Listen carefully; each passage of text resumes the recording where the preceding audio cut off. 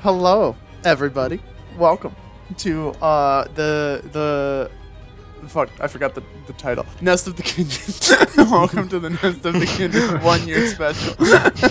Yo, you off to a great start, bro. What are we doing here? Okay, so Fred is okay. Yeah, before Fred starts turning into the sky, does anybody need to be like protected? Because he has this spell called Protection from Good and Evil. So you're protected against aberrations, celestials, elementals, fae, fiends, and the undead. So is anybody interested? Any takers? I say Krunk go, Sam. immediately shoots his hand up in the air. Oh, Okay. I forgot. Yeah. Alright, Hey. so... Oh, go ahead. No, wait, what? Sorry. Nothing. No, you go ahead. No, I was just gonna ask. It was completely off topic. I was gonna ask Colin a question about Krunk. Yeah. Oh. Yeah, so he ain't a fighter, right? Like, just honest to goodness here. No, not at all. Yeah, like he's not gonna help us much right now, right? I mean, hey, he'll participate. In fact, I accidentally took him out of the turn order when I deleted him, so let me fix that real quick. Like he ain't got like a sword or something. He got think? a fisticuffs and 2 buttholes. Oh I shit, was he gonna can say, stink him up. You should He's Hold stinking. hold on. What is it, like acid spray? Well, it just makes him stinky. I'm pretty sure. Yeah. So, Colin, I got a I know 7. what a skunk does. No, I mean like his specifically because he also has the heal one, and I was like, does the other one hurt? No. So I got a 7 to perception. Uh-huh. Do these skeletons have noses? No. Okay. You good? Damn it. I Our got rid plan- of the turn. our trump card. Oh, I see what you're saying. Hey, So can you I got- walk an extra like couple feet? Just don't. That's a full dash. Would you mind? Yes. Go. Okay, can Fred jump over this guy and scratch this guy with his prosthesis? On your next turn, yeah. Wait, walking 30 was my whole move? That's your speed, isn't it? Oh, this game is kind of a bit of a scam. I want a +8 to actually anything. Right? Oh, Okay. Oh Jesus. God! Oh, this is really interesting. So, Sai pulls out their ion blade, takes a swipe at this guy, but as he, like, kind of comes down on Gen, Sai misses, and so Sai goes back in for, like, the return volley and hits the skeleton square in its most vital location, killing it in 1 hit. Yeah. Let's go, Sai! I look to the crowd to see the cheers. Everyone's just dead silent. Yeah. Hey, screw y'all. One-sided stadium, bro. Swear to God. And Sai is like, ha, take that. But as they look down at the blade in their hand, the chippings of the skeleton still kind of etched into it, a look kind of appears in Sai's eyes, and they're like, this power feels really good.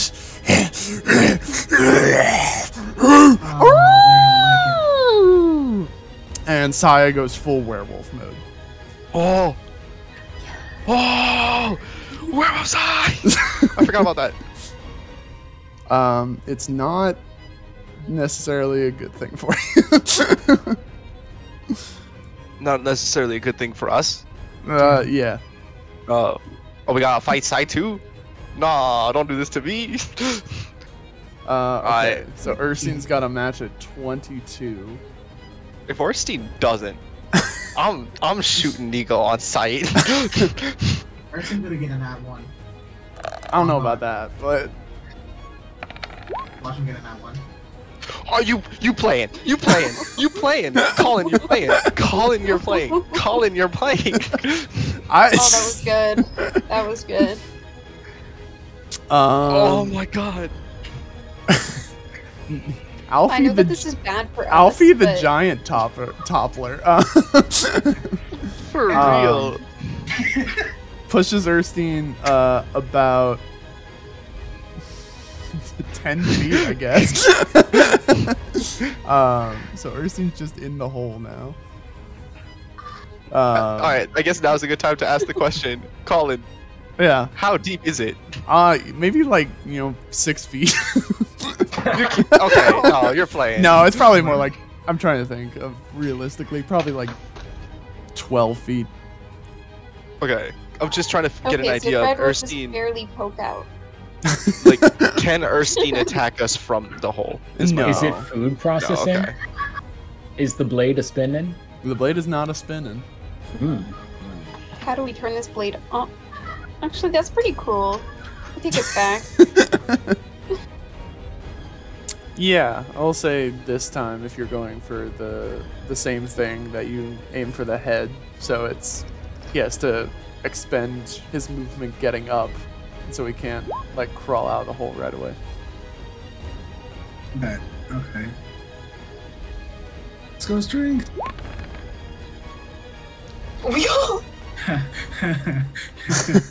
Yeah? I mean, I'll roll it for posterity, but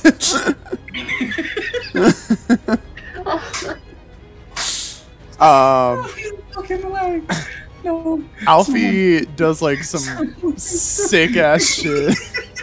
Alfie does some sick ass shit where he runs this way, runs up the wall, kick flips off the wall backwards, and bounces off Erskine's head to land back in the position that knocks Erskine this way, and Alfie remains where he started. And you said you're gonna pull the lever? Yeah, I'm gonna pull a lever. So Gen pulls the lever, and there is a mechanical whirring sound that kind of rattles throughout the arena, and the big bad kind of looks around and is like, he hears the chanting, and is like, what are you doing? Stop! No, he's still in there!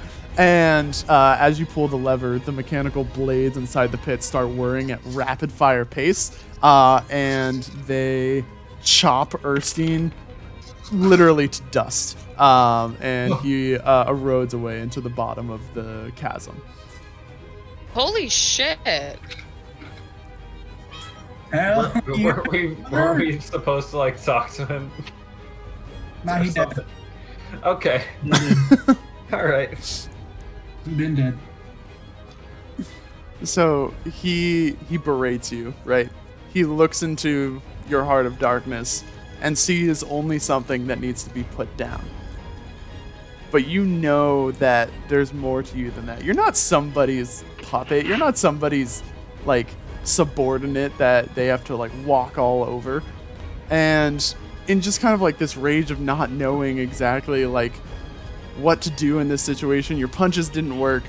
You don't think like your slashing or anything is going to work. You just throw what you have at him. This one magic spell that you've utilized only a couple times in the past. And you throw this radiant oil that kind of soaks over him. And at first, he has no reaction. And then suddenly, the bone that makes up his entire body starts to dust away. And parts of him just fall off into nothingness. And he looks at you and he's like, I have no words. And he just disappears into dust. Wait, can Fred yell at the dust? I have 2 words. Screw you. What's the crowd reaction to that one? It's gotta be good. Yeah. Erupts in The crowd like takes in like a heavy inhale to start cheering, and then because he summoned them, they all disappear because he's dead. Aw, no. Again, cheers. Thanks, Mar- man. Marco's very far away, but Marco's also cheering. Sai is snarling currently. Thanks, Sai. Oh yeah, I guess we're not Fred out does of not combat yet. understand body language. Thanks, Sai. The skeleton's dead, but okay. Yeah, You're 12. You're 12 radiant damage. He is weak to radiant, so he took double damage. But he also rolled a nat 1 on his save, so he took quadruple damage. Holy shit. All right. Wouldn't it just be double? Huh? For a nat 1 on. Oh wait, was it weak too? It was weak to it as Yeah. well. Yeah. Oh. Yeah. Also.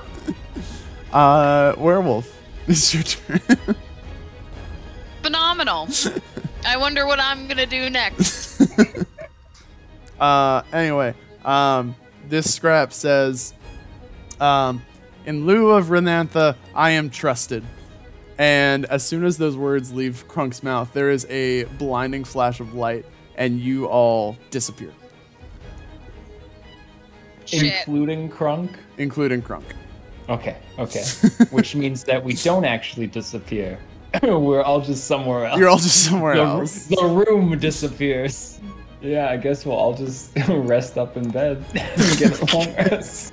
It's a really big bed. It's a big bed. Yeah, it's One Everyone big just bed. curls up next to each other. fucking massive.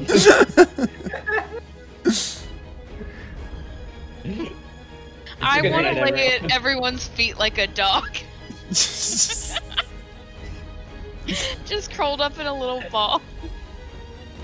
Wait, no, can we all, like, spoon? In a line? Everyone's being held. And there's 7 of us here. Let's all jump on the bed. There's no doctors here.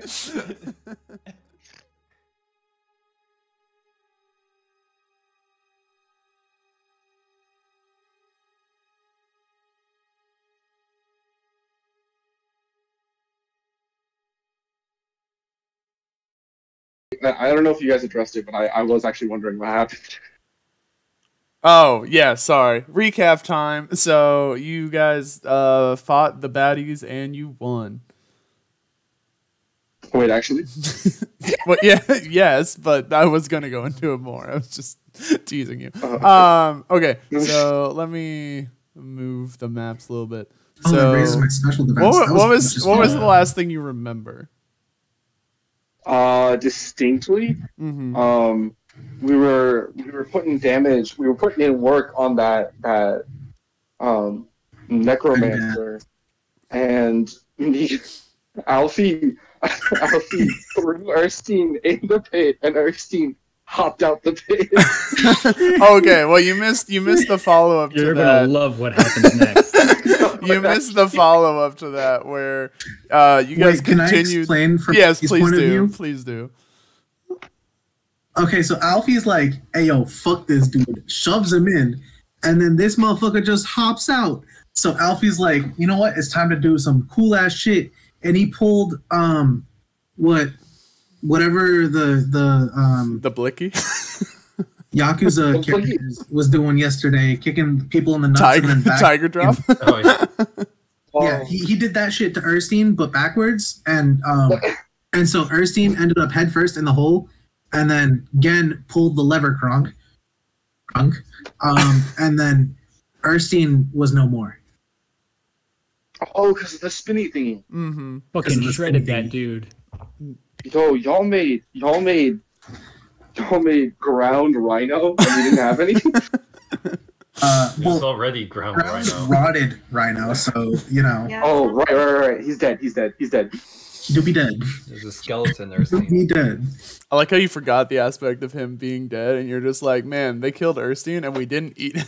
It's like, look. I'm thinking in my head, like, I haven't had ground rhino. Let me pull this Maybe up. for a reason. I don't know about that. I think it's because I haven't given it a try. Hello, roll 20. You wanna work, No. bud? No, No? Okay. sorry. No, I don't think I will. That was a little thing. I messed with that. Yeah. That was good. Mayhaps that was a mistake. Oh shit, oh fuck, oh shit. Okay. Oh, Nico. Really? Nico is the... Listen, I grew up. That thing was not fairy type. Well, okay. I'm so tired. I almost started typing LMFAO in the chat. So I just have to say something. I was about to say Nico is the embodiment of the picture of Otis from back in the barnyard going perhaps, and then I remembered something, and it was I had a week ago. I woke up in cold sweats from a dream, right? And the dream shot me up because of the realization of like why. Like, I don't know, I felt like when I was talking to Dez, because I haven't talked to them in a while, I was like, yo, that voice sounds so familiar, or like the pattern of like talking, right? And I was trying to figure it out, like, what was it? And I shot up and I was like, number 3 from Kids Next Door. What the fuck? Oh. That was nonsense. Also, Sam, real quick, I will let you roll. You leveled up. I will let you roll a hit die because I rolled it for you and it didn't go well, and I feel bad. No, I'm sick of this. Colin. Every level. It has never been more than a 2 every level. No, so I want you to roll it now because it's gonna be like a 5. You're gonna roll 6. I believe. All right, bet. You know what? No. All right, Colin, it's your ass on the line.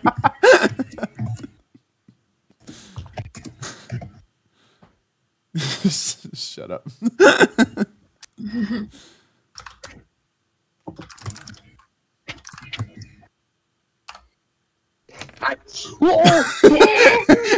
Eat shit, Samuel.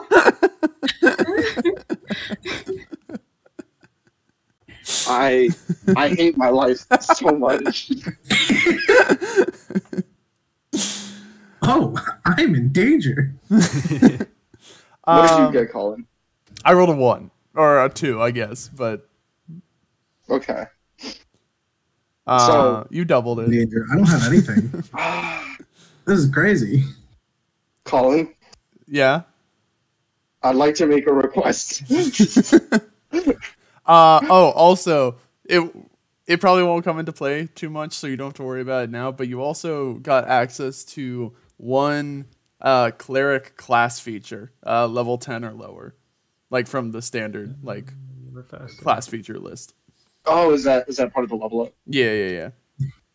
Okay. That's why Alfie was talking about like extra attack earlier. Oh, here, let me show that. Does it say character mancer level up? All right, so you were all around here. That thing with Erstein happened. The big bad guy was upset about it. Fred decked him across the face with the super powerful punch that did no damage because he's immune to bludgeoning. Yeah, it was. Who killed him? Does anybody remember who killed the big bad guy? Was it my spirit guardians? I don't think so. Wait, was it the guy that I No, bludgeoned it was the holy water. It was the holy water. It was Fred. Yeah. It was Fred. Yeah, it was Fred. Yeah, Fred tossed some holy water on it and did a fuck ton of damage with a cantrip.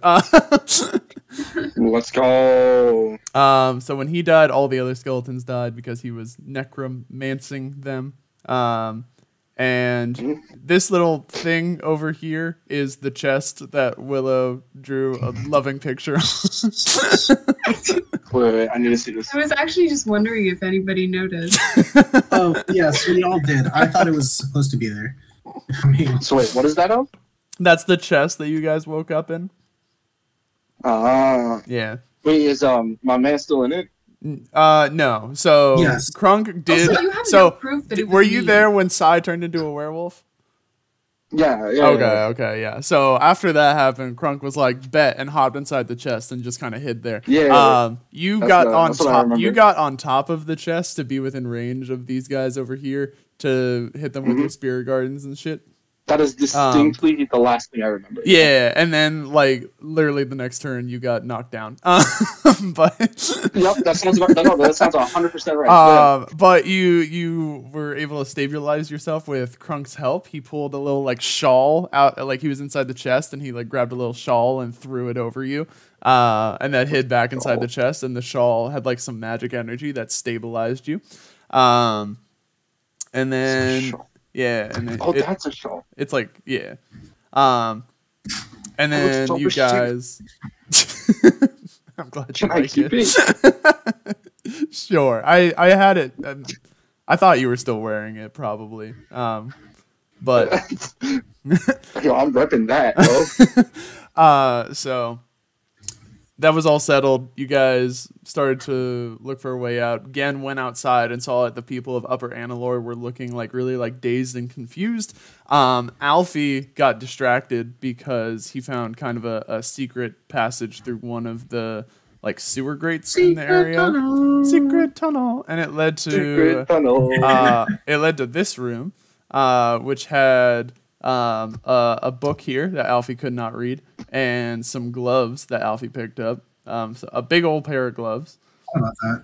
And then Alfie went downstairs and into this room and screamed, and everyone panicked and chased Alfie in there. There were some other things in there, like a slab of seemingly dragon skin with some coordinates on it.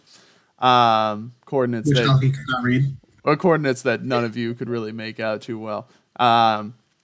And there was this big old crystal, and Alfie found a piece of the crystal with a note tied to it. Again, Alfie still learning how to read. Krunk came over, read it, and you all, in a blinding flash of light, got warped away to where you are now, in this area. You're in some kind of city above ground. There is like faint light outside, so you all kind of like decided to just tuck in, and the bed was big enough that you all just kind of crawled into it and had a 7-way spooning, I guess. Okay. Middle spoon. So genuine question. Was there like a brief period between when the conflict ended and when the necromancer actually died for questioning? No, Fred killed him, and that's what ended the conflict. Okay, just wondering. We did not attempt to talk it out. No, Sam. No, not talk it. Info. Sam's out here like the power of friendship. No, I'm not just murderous killing machines now. I'm not about to talk no jutsu at a necromancer. All right. I should have had this prepared beforehand. Let me adjust this a little bit. We are going to start in the early hours. I need an asset. We're going to start in the early hours of the morning. You're all still kind of sleeping away in the bed. And we are going to start with Fred in particular. Why are all of these assets of dead people? Okay, well. I see dead people. Yeah. You're going to start with Fred in particular. And Fred, you are having a very vivid dream. What's the sort of stuff that Fred would dream about? Probably torture. Okay.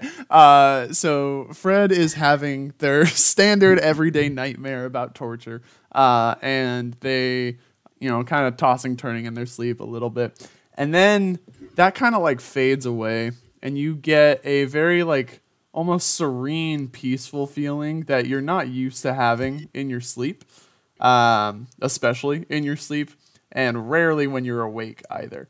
And it just kind of blanks out for a bit, and you find yourself in kind of just a null void looking area. Ignore the fact that it's the exact same arena that Alfie fought the giant in. So you just find yourself in this arena. It's like every step you have just echoes on for ages. And it's just kind of empty. What is Fred's response to this? Fred calls out to the void, like, hello. Hello, hello, hello. Your voice just kind of booms and echoes again off into the distance. Okay. Can you see me, Ray? I'm shirtless.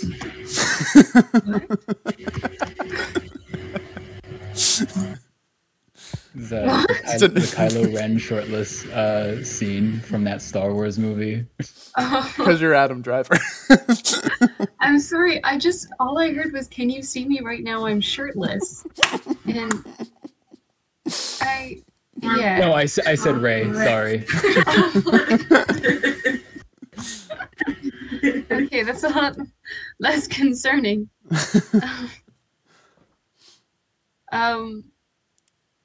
I don't know. Fred, can he like look in his pockets and see if he has anything to like make a fire? You don't have anything on you in this stream. You have your clothes on, so you're not shirtless. But you don't have like any of your you don't have the prosthesis, you don't have your fish knife or anything like that.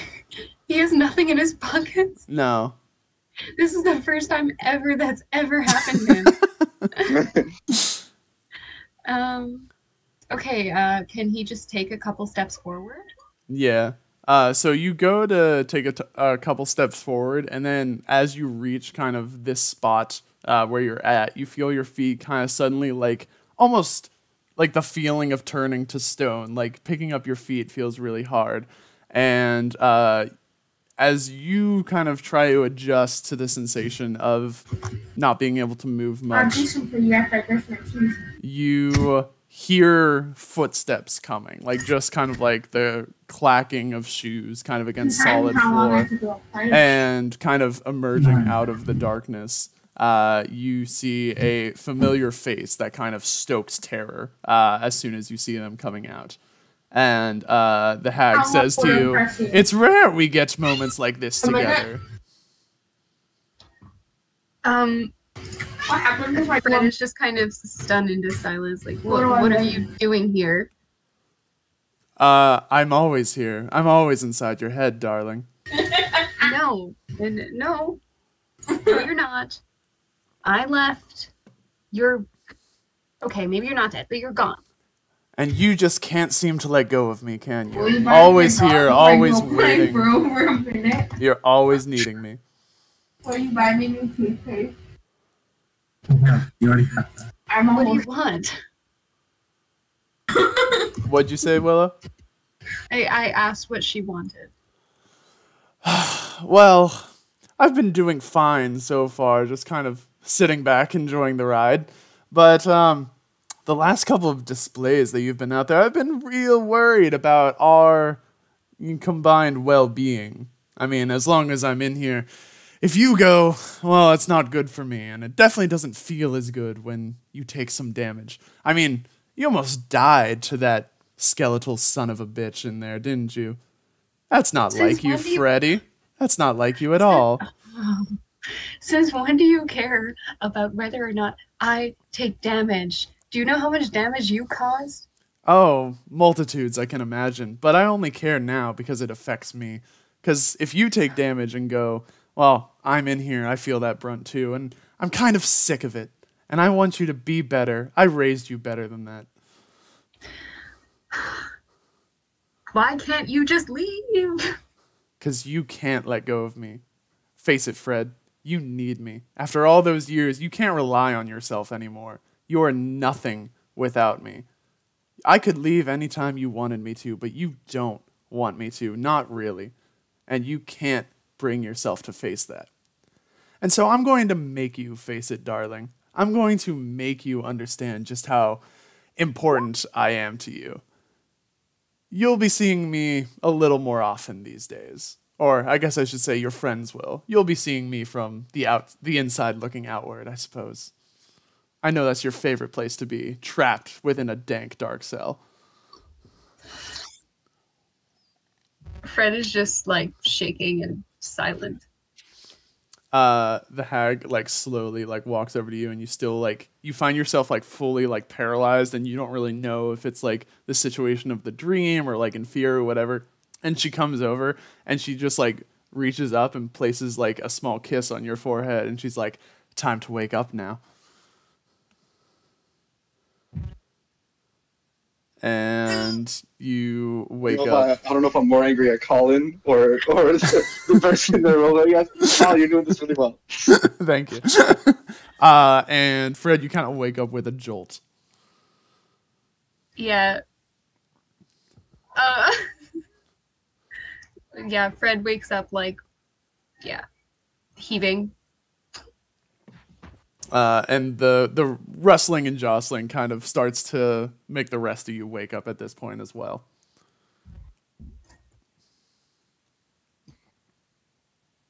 Hey, yo, Fred. Fred, you alright? Yeah, sorry, I had a bit of a weird dream, but I think it will be fine. That's good. That's good. If you don't mind, I think your elbow's still on my nose. Oh, God, sorry. No, it's all good. It's all good. I'm gonna roll a Constitution saving throw.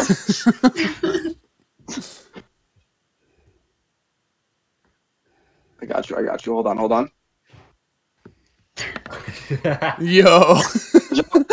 So nose is broken. Holy shit. How do you roll a 0 in D&D? That one. Hey, we're level 8. You get ability score modifiers. Can you fix that? No, wait, let me see if I can fix this for you. Fred just Fred punches his own nose to get some blood out.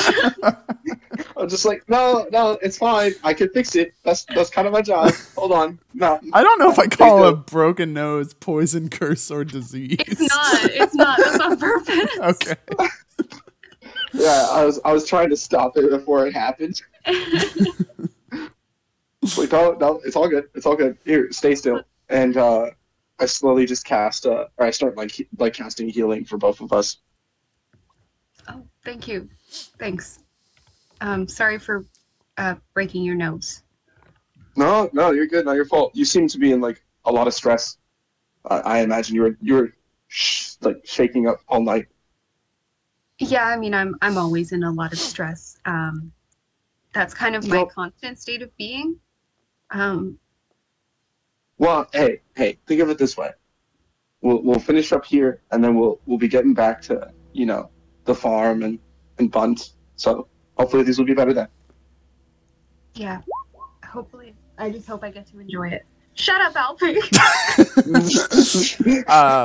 Just as we're talking, just the loudest, like most desperate snore, gasps of air. Alfie has sleep apnea. Somebody needs to get him one of those machines. Oh my god. I paused with it and is sleep apnea a curse that Fred can cure? So I just do a bit of tinker, and I have those those like nostril or nose supports or like nostril supports that force the that go on the nostrils bridge. open. Yeah. I just I just make one and like literally like glue it onto him. I thought you were gonna say with Tinker, you just like break Alfie's nose until he can breathe properly. Hey guys, I'm gonna attempt to plank for 90 seconds. Hold on. What? Okay. Mandy has challenged me, and then she called me a wimp, so I have to do it. Oh, gotcha. At this point of like waking up, like Fred has woken up like Sam and some others, and then Sam in turn, you've woken up Crunk, who was like laying right next to you. And Crunk is like... Oh, so we're all three just in a row? Yeah, Okay. Yeah, you're all piled on the bed. Except for Gen, who's apparently under it. This is actually just like a 30-foot bed. Like, no, I think that we're all just piled on top of each other like a stack of logs. Oh, God. Crunk is kind of like, oh, God, what time is it? Do you all always wake up this early? Sorry, what did Crunk say? What, do you always wake up this early? What time is it? I actually don't know how to read a clock, so I never know what time it is, really, so... I don't know if there's a clock in this room. You just see, like, very low daylight coming in through this window over here. Like, very like pre-sunrise daylight. Hey, yo, that looks like that looks like. I'm going What's back the to opposite of twilight? dusk. Dawn. Wait, dawn. Dawn. Thank you. It's all right. Yeah, we don't wake up this early unless we can help it, you know. No, if we can help it. Yeah. And it's cold too. Hey Sam, can I borrow that shawl real quick? A single tear leaves my eye. Yeah, no, you got it. Crunk reaches out for the shawl and goes to like wrap it around himself. Yeah. You still cold? Huh? I mean, a little bit. I'm waiting for you to hand me the shawl. Oh no, I thought I gave it to him. Huh? Sorry. Yeah. I gave him the shawl. Wait, what'd you do with the shawl? What shawl? I'm like, oh, this is at the point that I realized that it's not shawl. Guys, I did it for a minute and 30 seconds. Let's go, Nico. This is the point that you realize that the shawl is no longer on you. Hey, bro, you take my shawl? Weird thing of clothes. What? What? See it? Another weird clothes item. just I keep getting one after the other. I'm just like, hey, bro, you take my shawl? No, I mean, no, I don't think so. I asked for it, but you didn't give it to me. Shit. I don't remember where I last kept the shawl.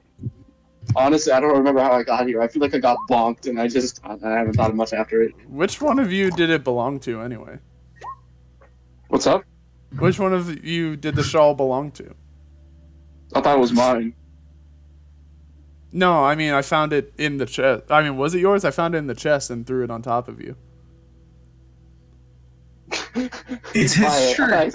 I start entering known, like, active deception. I'm just like, yeah. It may have been. Okay. Well, if we don't have it, I get. Gan, are you still down there? Did it fall under the bed?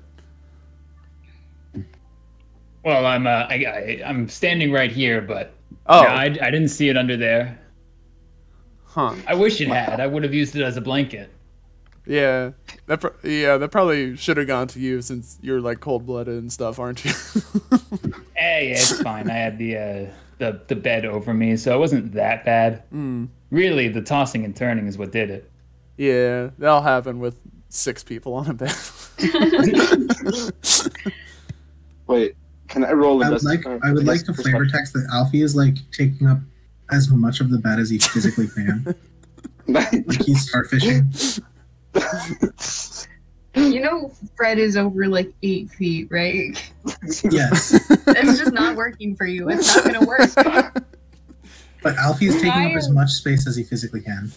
Sai is under the bed, trying to get that damp cave feeling.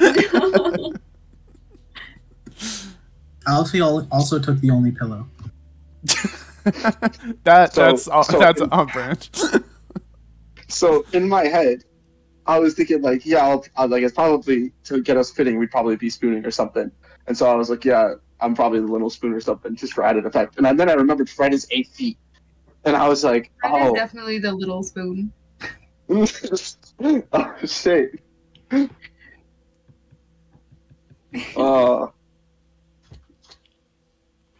Yeah, so can I roll a perception on my shelf? Yeah, absolutely. Or investigation or comment or whatever. Can I roll a shawl check? Probably investigation would be the best. Do I get advantage because I really like this shawl? No. Aw, damn. Now if you roll investigation in his sleep. Let's go! Nice. What are you rolling for? I'm so close to an F20. Are you rolling for the same Investigation, thing? but in his sleep. Yeah.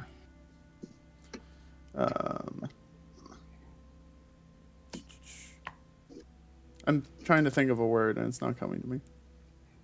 Okay, so with these investigations. You're just kind of like looking around the room, looking for evidence of the shawl. You know, you pick up the cover, see if it like slipped under there. You see if Alfie like stuffed it under the pillow or anything.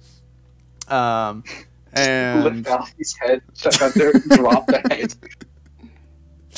And you don't see any trace of the shawl anywhere in the room,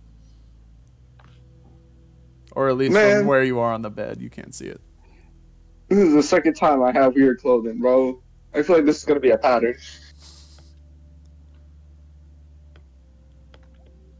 Wait, you've lost clothes like this before?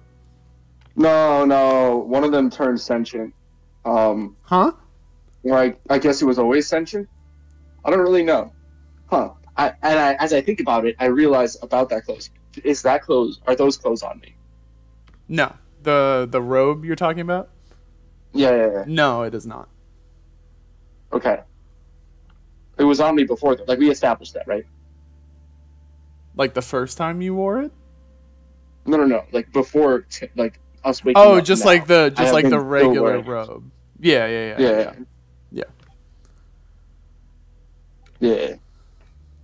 So, it is now removed, essentially. Can I do an Arcana check to see if there's any traces since it was removed from me? Sure. I don't know, because I feel like if it's removed, based on the last thing that happened when I removed it, so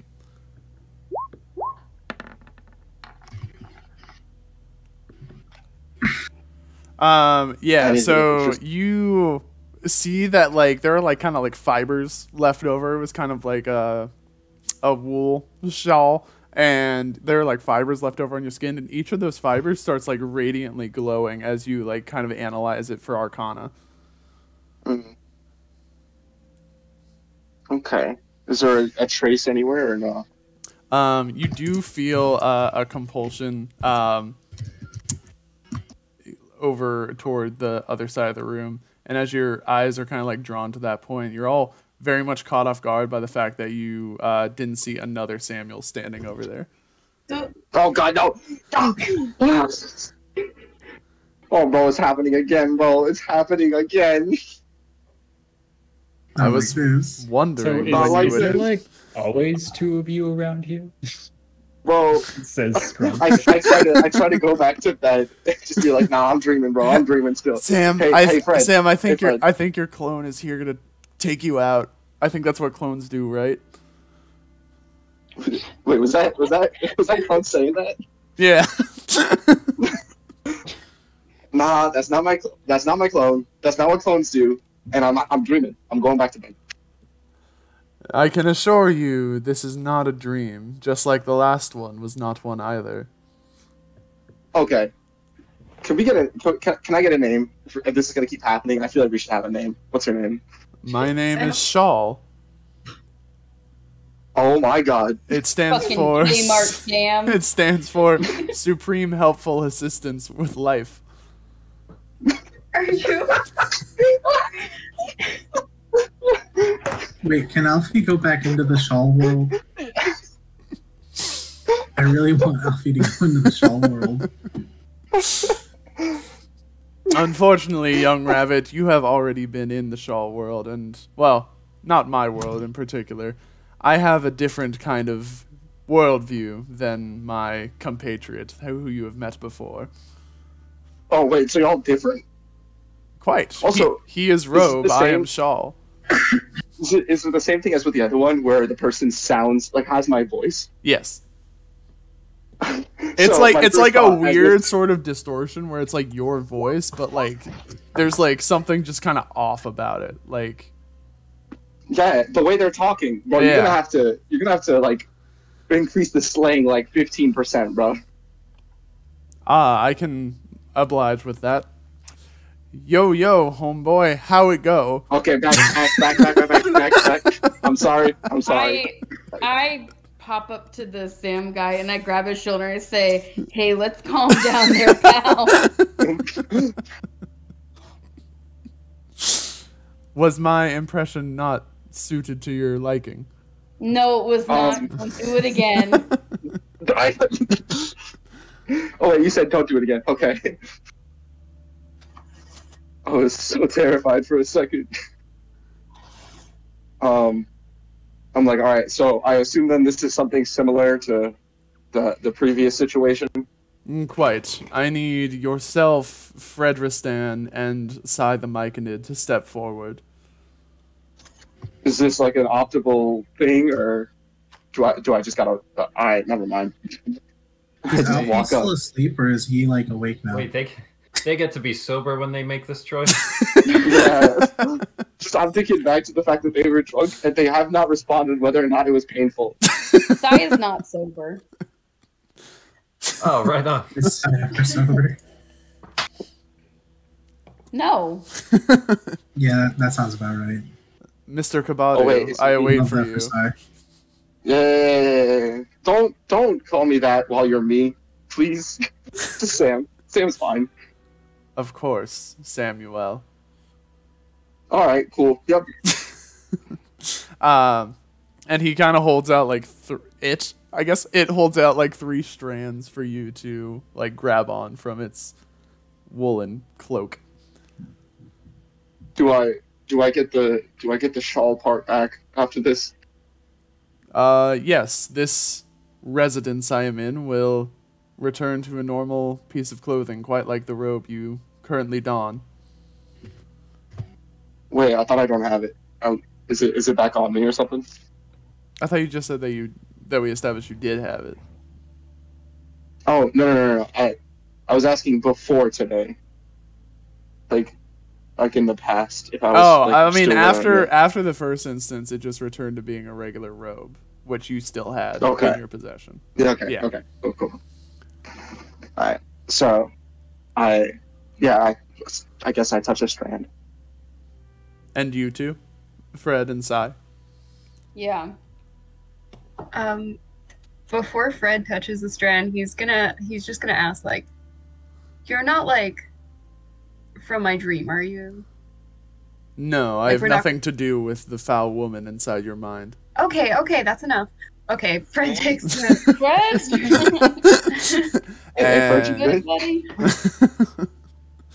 and you guys get whisked away.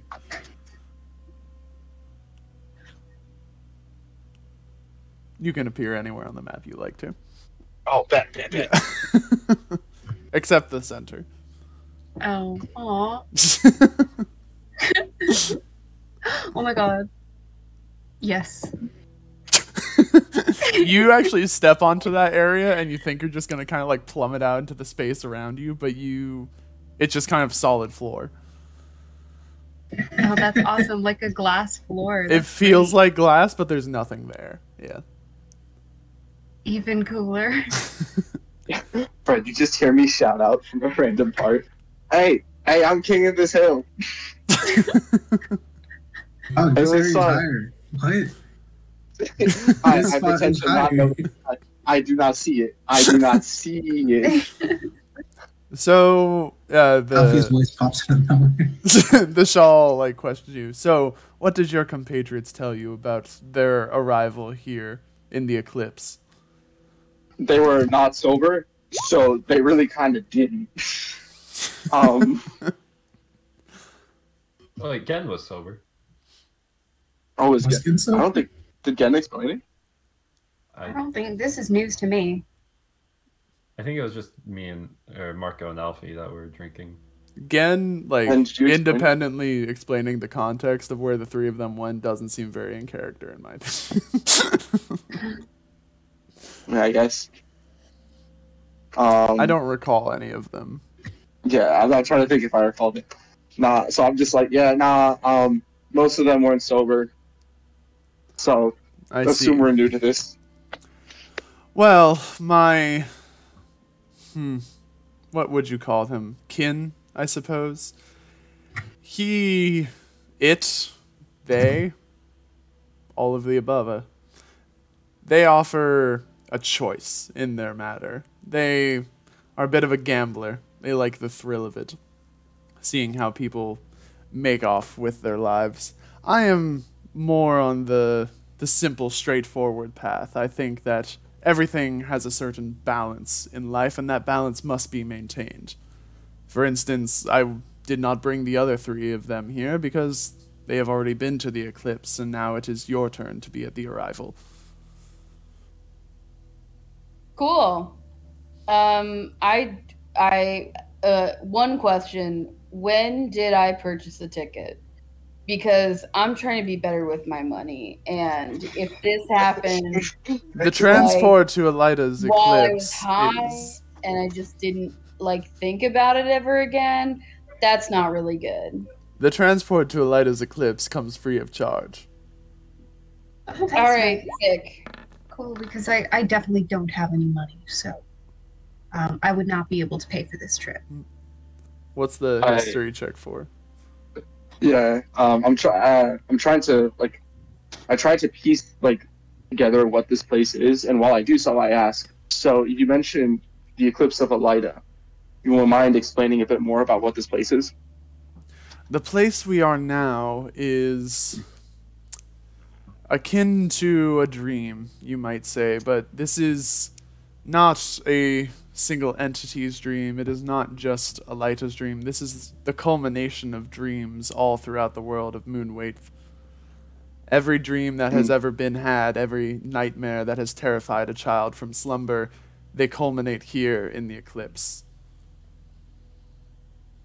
I didn't really think it was that bad of a book. I mean, Stephanie Myers has a lot to work on, but It was no new moon, I will tell you that.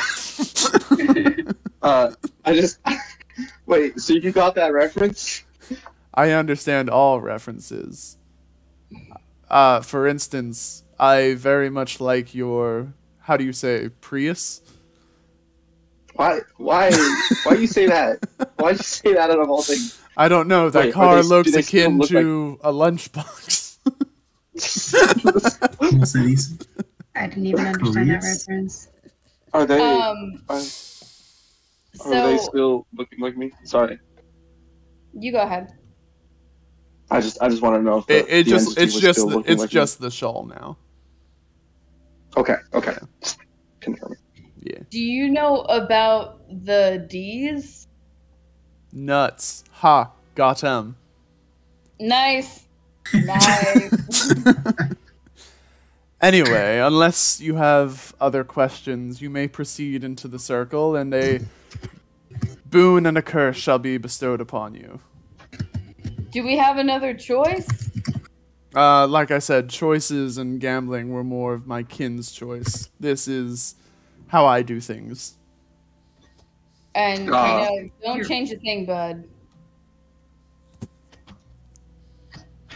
Can I just do a check? Is that okay? Sure, you could do an insight check on the shawl or the swirling gray mist that he's directing you into. Would mayhaps a religion or nature or history check suffice?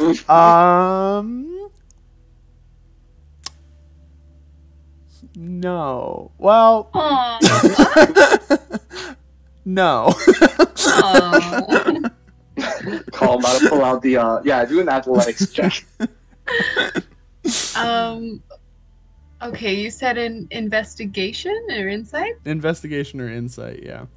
With a 9 to perception, I mean, the area around you, it doesn't look like the shawl is giving off any signs of trying to mislead you, and with your previous experience with your friends kind of getting warped here, even though they didn't really tell you anything about it, they seem fine for the most part. They came back with little trinkets. That was cool.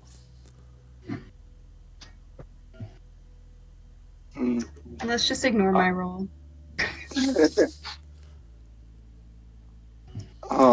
I suppose if a choice were to be made, I could simply send you back should you decide to forego this instance. However, in that instance, you will not receive either the boon nor the ailment. Sai just slowly walks into the spinning thing. In the middle. Yeah. Coolio. Sai kind of walks in and almost like stairs, like just kind of descends down into the pool and fades from sight. Did I glean anything more from my history check as they explained? Not particularly. I mean, understanding the history of a concept like the conglomeration of dreams, that's a little beyond your purview. But again, you get the same sort of You mean to tell me I don't have a fourth dimensional understanding? Yeah. I kind of walk up and I'm like, so be honest with me, is this like a painful thing, or is it just like I get flashed like a bunch of memories that I've never had before?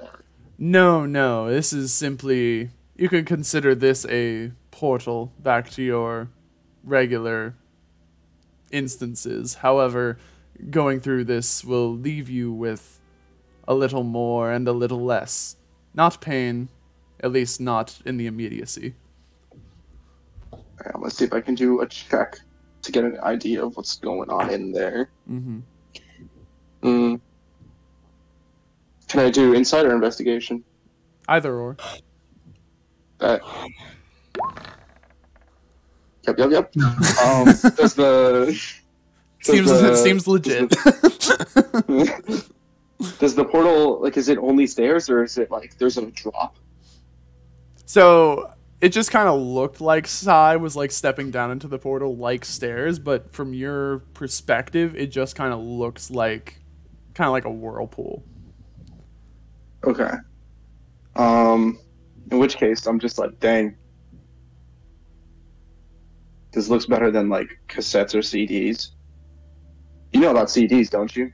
Of course. CDs nuts, and I jump in. Yes. Sam dives headfirst, and there's like a little splash of mist as he goes. I was like, I was gonna try to do a dive and then miss and belly flop. Belly flops and then sees that the vortex is just the texture of stairs and fall down the stairs. Belly flops on the stairs. Ow. The cartoon falling sound effect plays. I would be 100% convinced after leaving that the shawl did that as like out of petty. The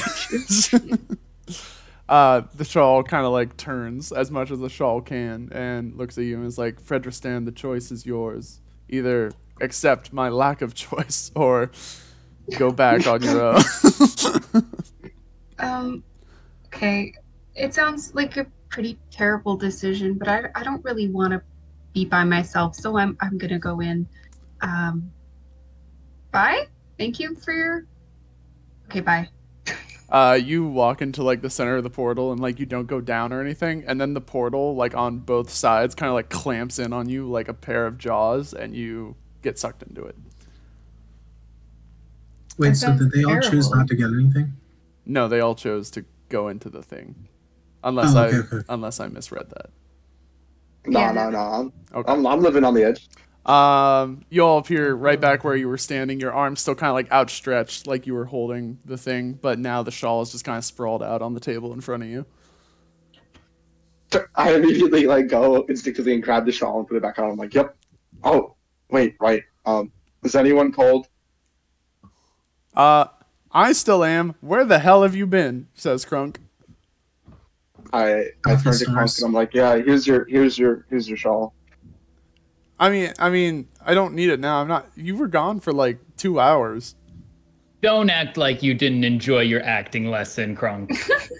Okay, like it was very beneficial, and I feel like far more of an artiste. But Alfie was snoring the entire time. Hey, you gotta learn to work through all the distractions. I suppose you're right, Teach. I'm always right. He must be right about that too. I paused for a bit. I'm like, wait, are we actually gone for 2 hours?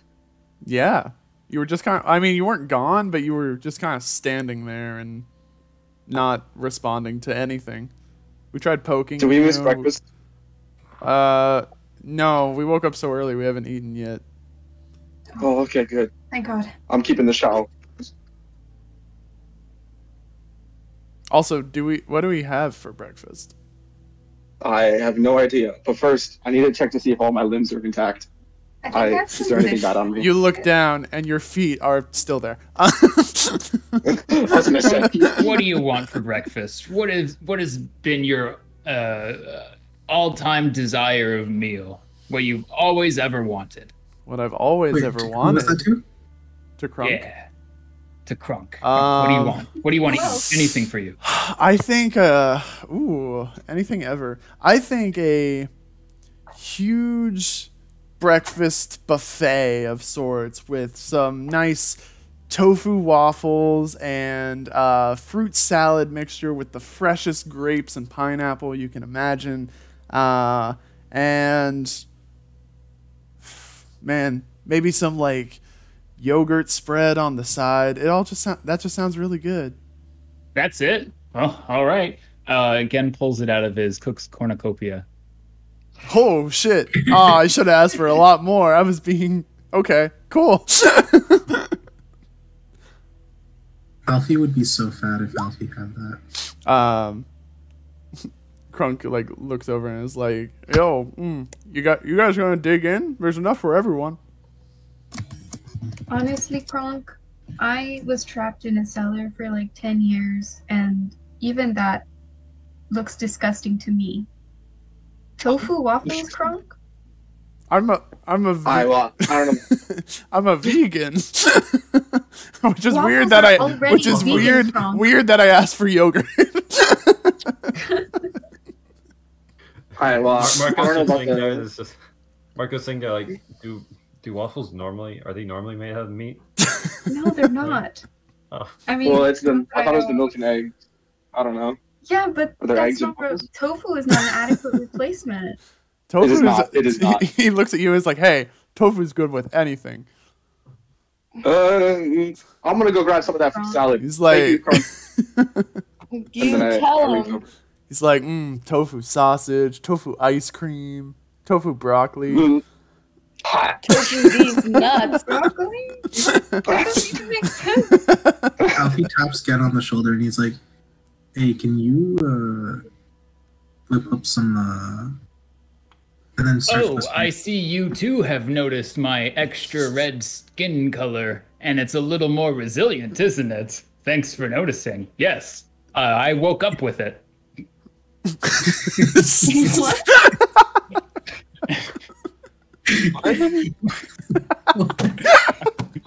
that is the best. Oh, I thought you were just doing that as improv in response to him saying, "I tap Gen on the shoulder." Yeah, exactly. Alfie yes ands this. Wait. Okay, how so? And my teeth are blue, and then you look at his teeth, and they are in fact blue. Why are they blue? Do you have a class code? Guy hides some paint behind his back. Why does having extra attack make your teeth blue? Alfie ate the paint. Oh shit.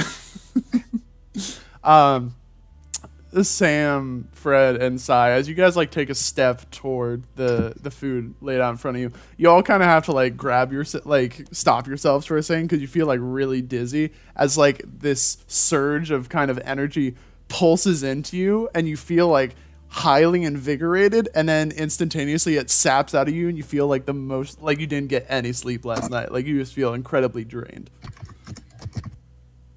And then your body's just kind of like stabilize after that.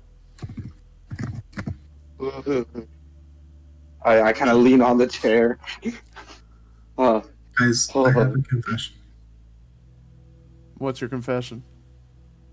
I put it in the hot takes chat, and Cody immediately said wrong. Guys, I really like the lime cucumber Gatorade. Oh man, it's been a while since I've had that one. Cucumber. There's no such thing as a good Gatorade flavor. I've only seen that in like the zero sugar version of it. Is that all, or is there like the actual lime cucumber one? Oh, it's the zero sugar. Ah, shit. Okay, I gotta get it then. I didn't know if that was like fake and if there was a real one, but okay. No, here, I got you. I'm gonna send a picture real quick. Okay, cool. sorry, I'm My gonna see if audio, I can. by the way, because I'm pretty far from the computer. Audio's great. Oh, I try to man. activate my taste buds through it. I love sniffing it. That's Okay. That's what she. Never mind. It smells so good. Really? Really? Oh yeah, that's the one. It smells like cucumber salad. Yeah, I'm gonna get some next time I go to Freddy Boy. That's Fred Meyer, not not I the could really campaign. I could really go for a cucumber sandwich right now. Real quick, I'm going to send the three of you your new attributes. Whoa! If you so excited. if you feel like sharing them with the crew, you obviously can. Ooh, can we do a flavor text? Sure. So excited to finally be able to do something. Sam, here are yours.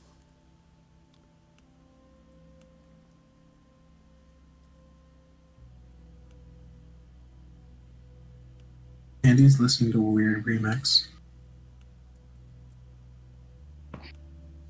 Sai, here are yours.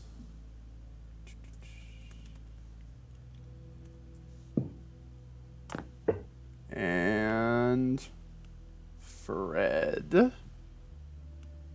I'm sending these in Discord, by the way, just for clarification. Cool. Oh, on Discord.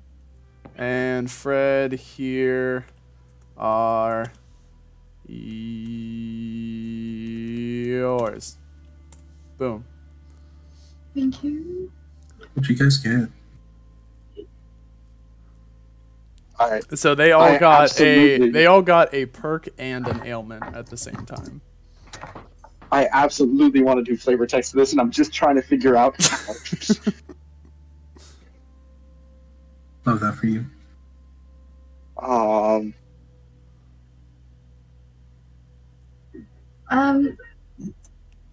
Colin, do these all go? Sorry. These would all go in your feature. These would all go in your features on your character sheet. Thank you. Yeah.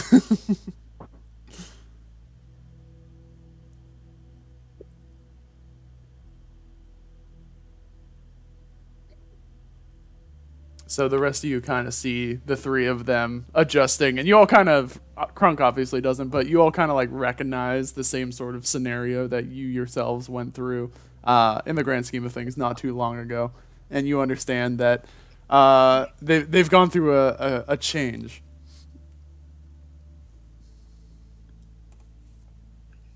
This is sick. How you guys feel after sick? After I Did feel we take any damage from this? Colin? Did you say, do you take damage? No, you do not. Okay. I mean, aside from what it says in the description, but from receiving them, no, you do not. Hmm.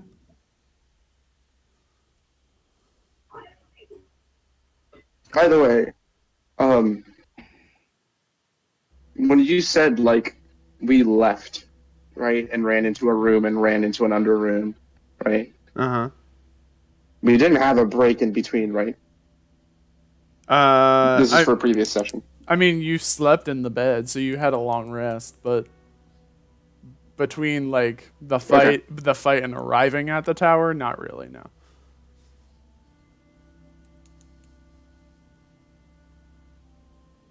Okay. I don't know a good way to flavor text. I have an idea of how to flavor text this, but I don't know if there's a better way to do it. I don't know, dude. I don't feel very different. Weird. I feel kind of the same. I feel, yeah, I guess not much different. Yeah, me too. Let me try something here. Hold on. Mark's just gonna go eat breakfast. Marco's just like, okay. Hey. Turns around. Hey, Marco. I mean, Marco. You said you didn't feel different. Marco, let me borrow you for a second. Huh? Are you gonna give me back? Hey, bro, I know you did not watch Food Docs. Get over here for a second. Alright. Alright, bet. I want you to just stay still real quick. Don't do anything. I make an attempt to, like,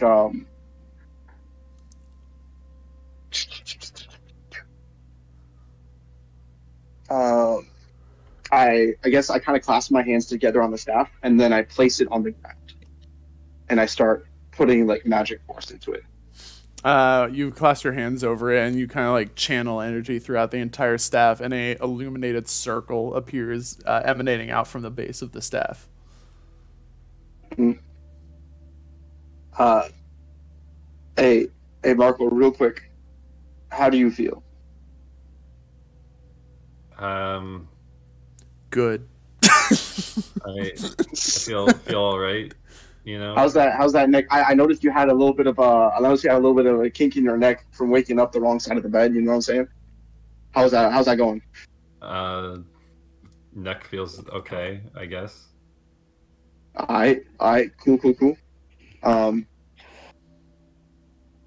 I go ahead, and after like a little bit, I just put full force on the ability.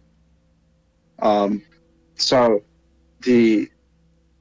just a 10-foot radius appears, or I don't know if it appears, but it's just around me, from a 10-foot radius around me, right? Mm-hmm. Around. You can just click your character token and then do the. Oh, that's right. Yeah. That's fine. Whatever. Don't worry about it. All y'all start just feeling healed up. Not as much as I normally heal you, but like you can still feel yourself healing up. And I'm like, all right, cool. Yeah, I kind of like this. It feels a lot more efficient.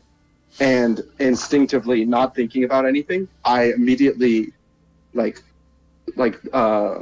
the staff and let go and take a step to dispel the spell. And you just see me get like take a double take back as if I've been hit in the head, and then I start to like nosebleed a little bit. Alfie's like, hey, that's what happens to me. Yeah. After I stumble a bit, I'm like, oh, okay, that was a lot. I did not expect that. I should be careful. Did you break your nose again? Yeah. No. I put a bit too much effort in the spell, and I did not control how much I put in. I think I just drained myself from it. Yeah. Oh. Great start today. You should eat some breakfast. Yeah, I'm gonna do that real quick. Just real quick. Alfie flicks a grape in Sam's direction. Singular grape. You look carefully at the grape. It's made of tofu. No, Colin, no, please. Not like this. Not like this, Colin. Please take that back. Please take that back. Fine, I retcon. Keep Let's go. Sorry, I was gonna show the actual thing, but I had to type it in first. Can I click? Oh, I have to click this. There we go. My computer's being so slow.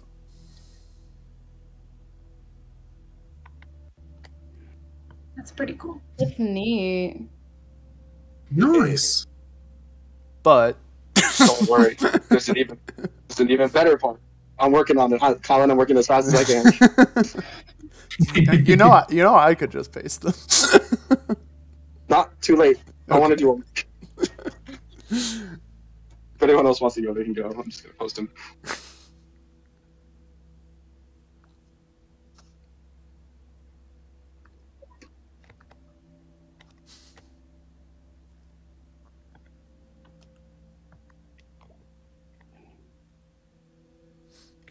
At this point, Crunk just kind of like walks up and like grabs the shawl and like shakes it and see if there's any like magical energy still in it.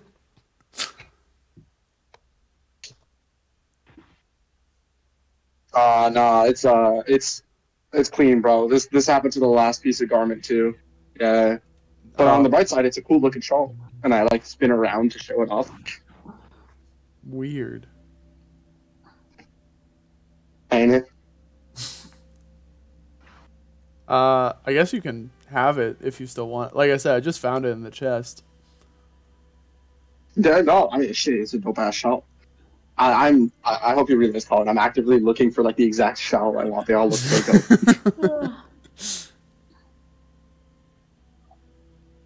dope.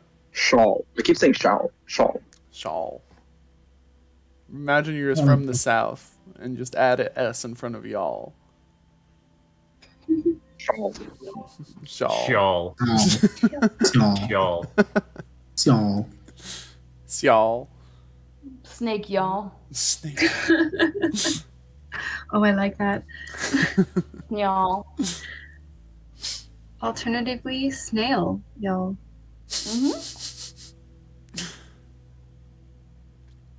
So you just kind of return back to breakfast.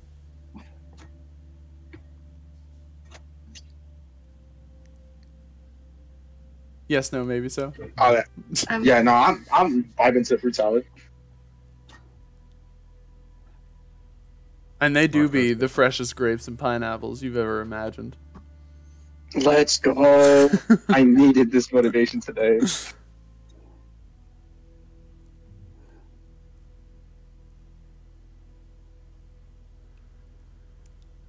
Well, now that we're done with breakfast, what do? We're in this tower, right? That's a fair point. I mean, we could just we could leave the tower, right? Or yeah, that's an option. Is this a telescope? It is a telescope, yeah. Can we look out the telescope? Mm-hmm. Yeah, you look out the telescope and the light is coming in much more clearly than it did yesterday. You see more of the town. It's still covered in a very heavy fog, like almost unnaturally heavy. Wink, wink. But you do see like kind of like spires of taller buildings like poking out through the fog, and you see like a faint outline of some of the rooftops. But you don't notice like many sounds coming from the town. Like it just feels very quiet and empty. You hear like birds chirping, you hear, you know, average everyday noises, but the telescope is just kind of facing out the window. It's just kind of mounted on its little rest in the windowsill. It's not looking at anything in particular. Just like looking straight out. It's like looking at mountains off in the distance. Okay, sorry. Yeah, that was okay.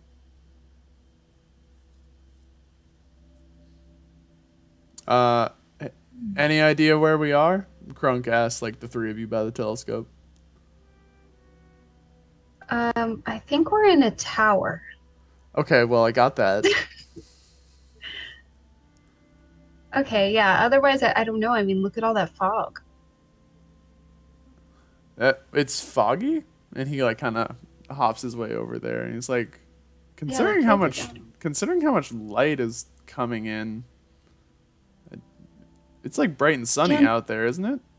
Yeah, but it seems like you can't actually see the town. Like tilt it down, and then look through the eyepiece, and then like you can see that it's. Oh. It's like there. It's like a cloud town, but not actually. Sky Islands don't exist after all. Do you know of any cloud town that exists if Sky Islands aren't things? No, I'm not familiar with any cloud towns.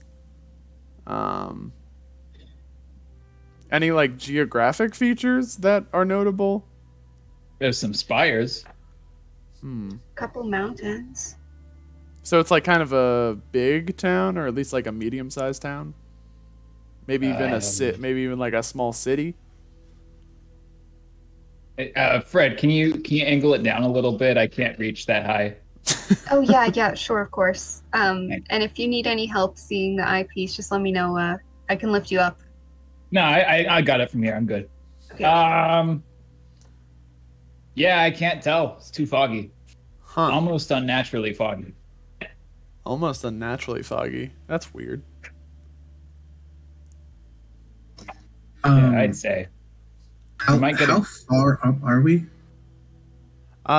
Looking out the telescope, the couple of you over there can tell that you are pretty high up. You imagine at least like 70 feet.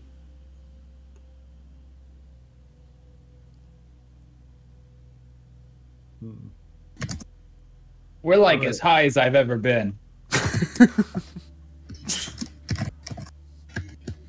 Marco's gonna be like, I'm gonna check out the stairs. Has anyone been downstairs? As No. Marco takes a step on the stairway, excuse you. As Marco takes a step on the stairway, a massive like arcane wall kind of pierces through, or appears where you, like right before you, so it blocks off your access to the stairway. Oh gosh. It's like one of those boss wall things. It's not like the vines, no. This looks just kind of like a magic like barrier that somebody installed there. And you hear two sounds. Does everyone have passive perception above 10? Yeah. I think so. Yeah, I think so. Yeah. I should hope so. Yeah. How do we see? How do we see that? It's below your standard skills on the left-hand side. Below your standard skills. It Oh should- no, mine is 9. Okay. So everybody, I do not see. everybody except Fred, you hear two noises. One, you hear the cocking of a gun, and the second voice you hear is a voice saying, "Who dares disturb this place?" And you turn around, and there is a massive cloaked figure standing there, holding a semi-automatic, automated like crossbow bolt with like 5 bolts lodged in it, ready to aim at multiple of you at once. Oh. Alfie was already front flipping out the window. Does that still happen or no? No, no, you can't front flip out the window. Damn it. Then Alfie's gonna front flip into them. You do that, and you just completely like phase through them. So you front flip into them, and you just end up like bashing against this like desk over here. Hey, and then they pull out, and with their other hand, they pull out a smaller crossbow and angle it behind them to point at you, Alfie. Alfie looks up. No, who's asking? I am the keeper of this tower. Who dare trespass here? Did you not teleport us here? Why would I bring trespassers into my sacred domain? I don't know. It was pretty easy to get in here. Yeah, we were literally invited. Invited? Yeah. Invited by who? I don't know. We said a thing, guy? and then we just sort of showed up. Must Yeah. have been an invitation. What exactly did you say? Your mom. I think it was your mom, actually. Yeah. They're gonna try and shoot Alfie. I'm laughing too much to stop. I'm they shoot like 3 inches to the left of your ear, and it just lodges in the desk next to you. Alfie tries to grab the thingy. The bolt? Yeah. You can.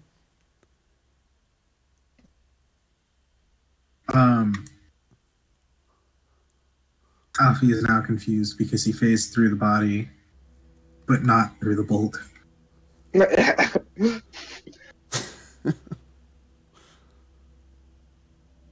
So Alfie is deeply confused. Is the person... The figure kind of walks toward more the center of the room and says, I'll ask you again, who brought you here? We don't know. It was some glowing thing, and we've been here for about 14 hours. That was far too accurate. Yeah, that sounds about right, yeah. We slept the night here, and you didn't notice, apparently. Is the bed the cloak figure size?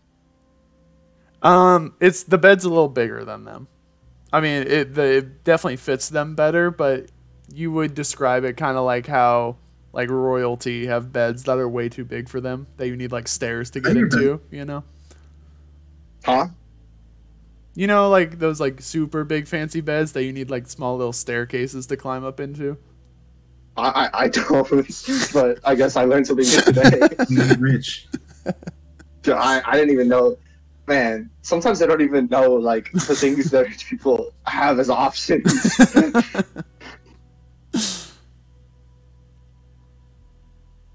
If only I was rich. The figure like slightly lowers their crossbow and was like, "Tell me, what was the room you were in before this like?" Had a crystal. Blue. A big library area, I guess. Big library blue crystal. Had a bunch of scrolls laying around. Yeah. Had some dragon scales. Guys, you're telling him too much.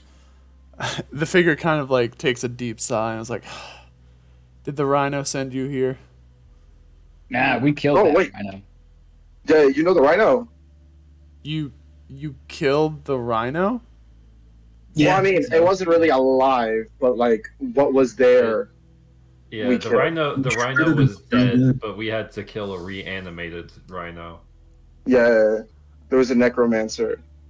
Kind of a bitch. The hood of the figure kind of like dips down a little bit and was like, "I see.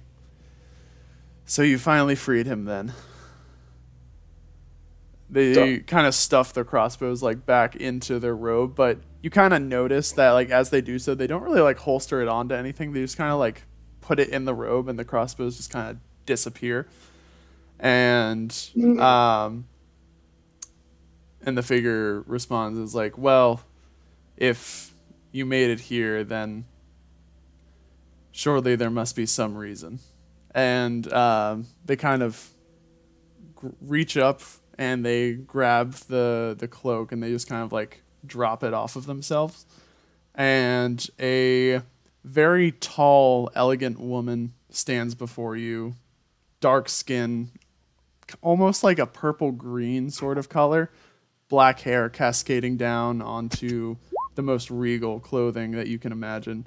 An odd thing about their appearance is that you can almost see through them in a way as she stands there before you. Let's go! Let's the go! legend. Oh my god! Wait, was I right? Yeah. Yeah. Okay. I don't know who this person is because I want you guys to keep in mind I've only been part of one of those sessions. Yeah. I don't think there are that many. There are 3.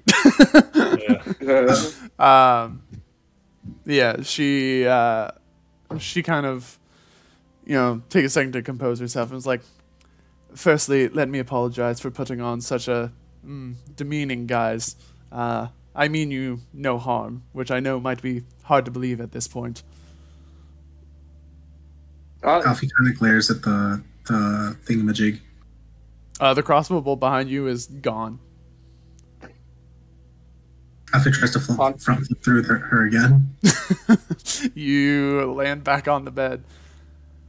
"Naive little rabbit, you tried it once. It won't work again." Okay, so who are you? Who am I? I am at this point nobody, but once upon a time I was known as Renantha Estrade. Wait, do you know the Okay. rhino? But like, But like, who is that? Apologies, I'm used to my name being more widely recognized. I am a former ruler of the nation of Bodolin. I came to Elita after the Great Flood with my compatriots, and I am now reserved as the keeper and overseer of this room that you are currently in. Boblin, ring a bell. Why does this room need a keeper and overseer? Well, you said you've been in here for 14 hours. Surely you've seen the room's many intriguing artifacts. Nah. There are artifacts? She gestures over to a book laying in a glass case over on this desk, and gestures behind her to a chest that seems to be like vaguely vibrating. That's not too special. Well, if you knew their contents, I'm sure you would say quite otherwise. Would one of them be a shawl? A shawl? A shawl? Like the article of clothing. Yes. I gesture, or like I make a swooping gesture to show off my shawl. No. Neither the book nor the chest contains a shawl. Okay. Guess we don't know where the shawl came from. Crunk is like Can we take Crunk a is look like at the artifacts? flabbergasted at the appearance of this woman. And is like, guys, are we doomed? Like, are we just, is this it for the gang, the squad? No. Why? We'd be dead already. Yeah, you're probably right. Okay. Renatha, do you know them? Renatha turns upon looking at Crunk and is like, and you do not seem to be as familiar as the rest of the group. Are you a new addition? And Crunk's just kind of like, you could say that. I'm not like fully a part of the group. I mean, kind of, but. Oh, we love you. Aw, He's a wonderful addition. Aw, you guys are gonna make me cry. Wait, don't do that. It would be nice. And Crunk is just kind of like, he turns to you guys and he's like, you guys, that's like the Renantha, right? Like the one. I mean, ooh, my history is killing me right now. I mean, there's only one. I'm that genuinely I know asking. I don't know. There's the only one I know of. The one who was, leader and founder of modern Obrea. The one who was the one who took the fall in the Dane's Last Dance. What led to the dissolution of the rulers. Hey, is that you? Everything the skunk says is true, quite. I'm still a bit confused on what the Dane's Last Dance actually is. It's the building that you guys were in with all of the, like, statues that were crumbled and everything when you were infiltrating the New Order headquarters. Right. That's what it was. Okay. It ringed a bell, but I don't know exactly where. No, I'm sorry. I should say the Dane's Last Dance is where the statue of Erskine was in the town. There was another name for that place that I'm confusing. Hold on, let me pull up the map. Something. Let me look at the map. The Dane's Error. The Dane's Error. That's what it was. Thank you, Alfie. Nico. Yes, that is me, or was me, once in a life that is no longer mine. Huh. I guess since you're here and there's no better source than the original, do you mind explaining what actually happened that caused Erskine to just have a rock statue of himself? That story, unfortunately, I cannot tell you, or it was never told to me. You see, the erection of that statue happened, well, after my passing in life. I am what you might call a sort of conduit for the living Renantha's memories that she created to store some of the intelligence that she created over time. I only know what she once knew, and up until her last moments, that is all that is understood by my mind.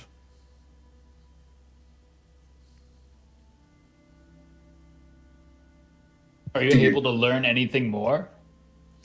I can learn some things, like new information, talking to people like you. However, since her passing, this room has often been blocked off. I mean, it was hers, after all.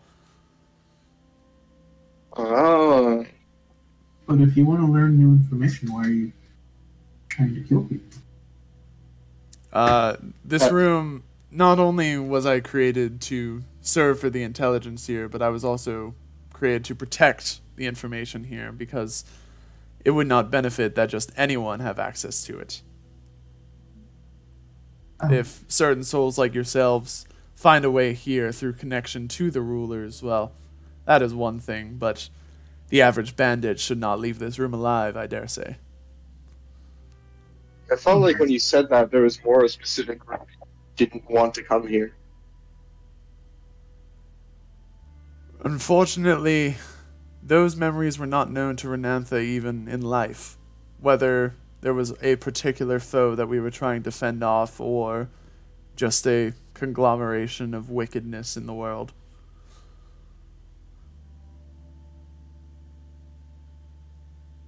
I look at the tone in the glass. Give me a perception check. Constitution save. Give me a perception check. Alfie attempts to open the chest. You go behind, try to open the chest, and the lock of the chest reaches out. Make me a dex save. The lock of the chest reaches out to bite your hand with full force. I'm making a dex save? Yeah. I bet.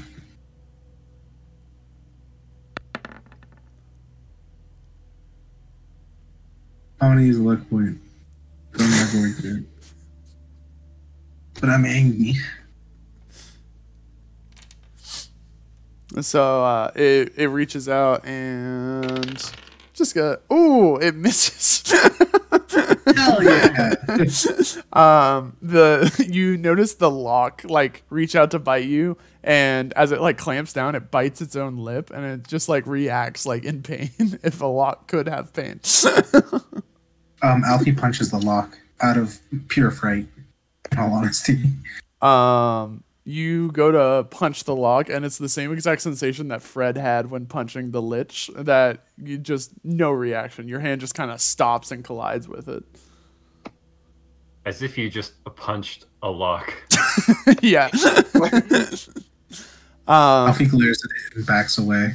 With 17 to perception, obviously you notice that the book is locked under a kind of glass casing, and it seems to be that it is for not the preservation of the book, but for the preservation of others, because to you the book seems to be emanating some kind of like foul energy, and you don't even need like an Arcana check to see it. It's just you look at it and you feel kind of like sick to your stomach to look at it, and you notice that on the binding of the book on the front, it is labeled as the heritage to Arayo.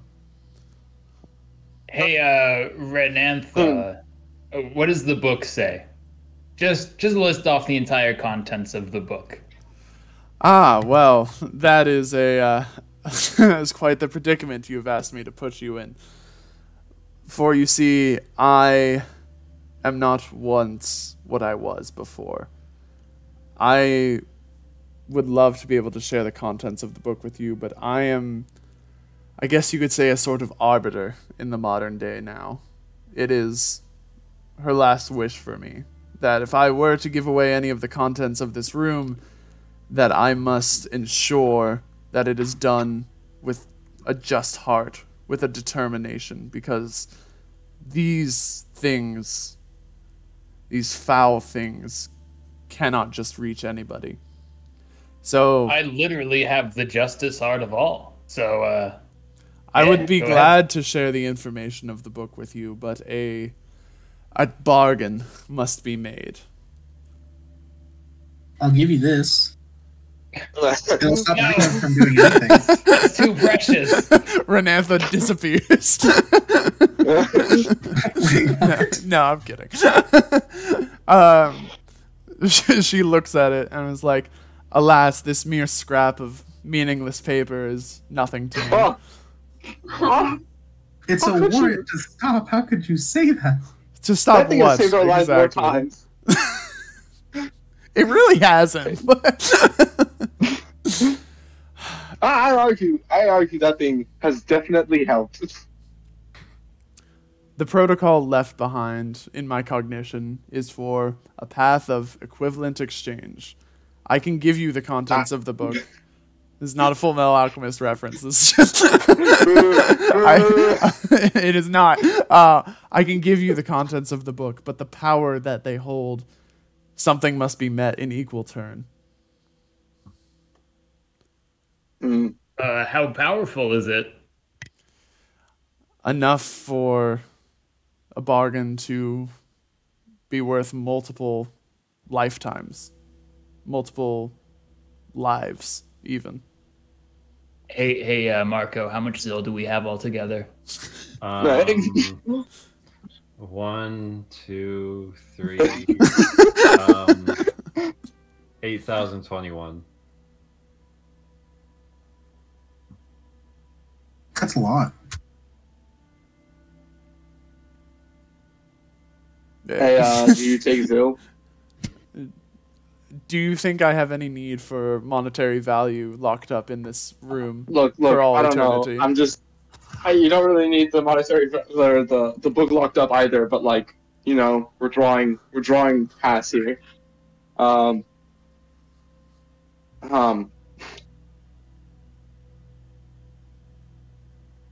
Okay. Wait. This is a question to Colin, the DM, actually. Mhm. You said it was the Tales. Was it the Tales of Obrea? What? Heritage of Araya. The Heritage of Araya. Mm-hmm. Was that? So that book has been referenced. I distinctly remember. Yes. But was that referenced from our That group or the side was story? the book that Tomas stole from the rulers in the second session, after the whole giant Olympics thing, and the one that you found with the cultists in the first session. Okay, Is so that that is the when side. Erskine ripped someone's head off? Maybe. I don't know. Those sessions were a long time ago. Because That's all I remember I'm trying from to those think. sessions. I keep feeling like we ran across something that gave us hinting at it. Or that gave us info about it. For you guys, yes. There was actually way back when. I forget who exactly it was. I want to say it was either Sam or Marco. When you were inside the Bandit King's castle, you found a chest that was completely empty, but it did have a note left behind in it that said something along the lines of, "This work is too dangerous for us. It has been relocated to the records room of Obrea." That's what it is. Yes. Okay.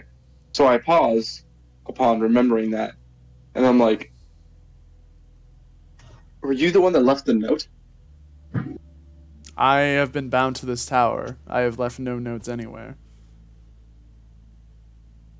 Where is this tower exactly? You are in the city of Obrea, the most magical nation on Elita. Oh, okay. Oh man. Oh, sick. This is where we were supposed to be to do that one thing for that one thing. Yeah, we kind of jumped. Okay.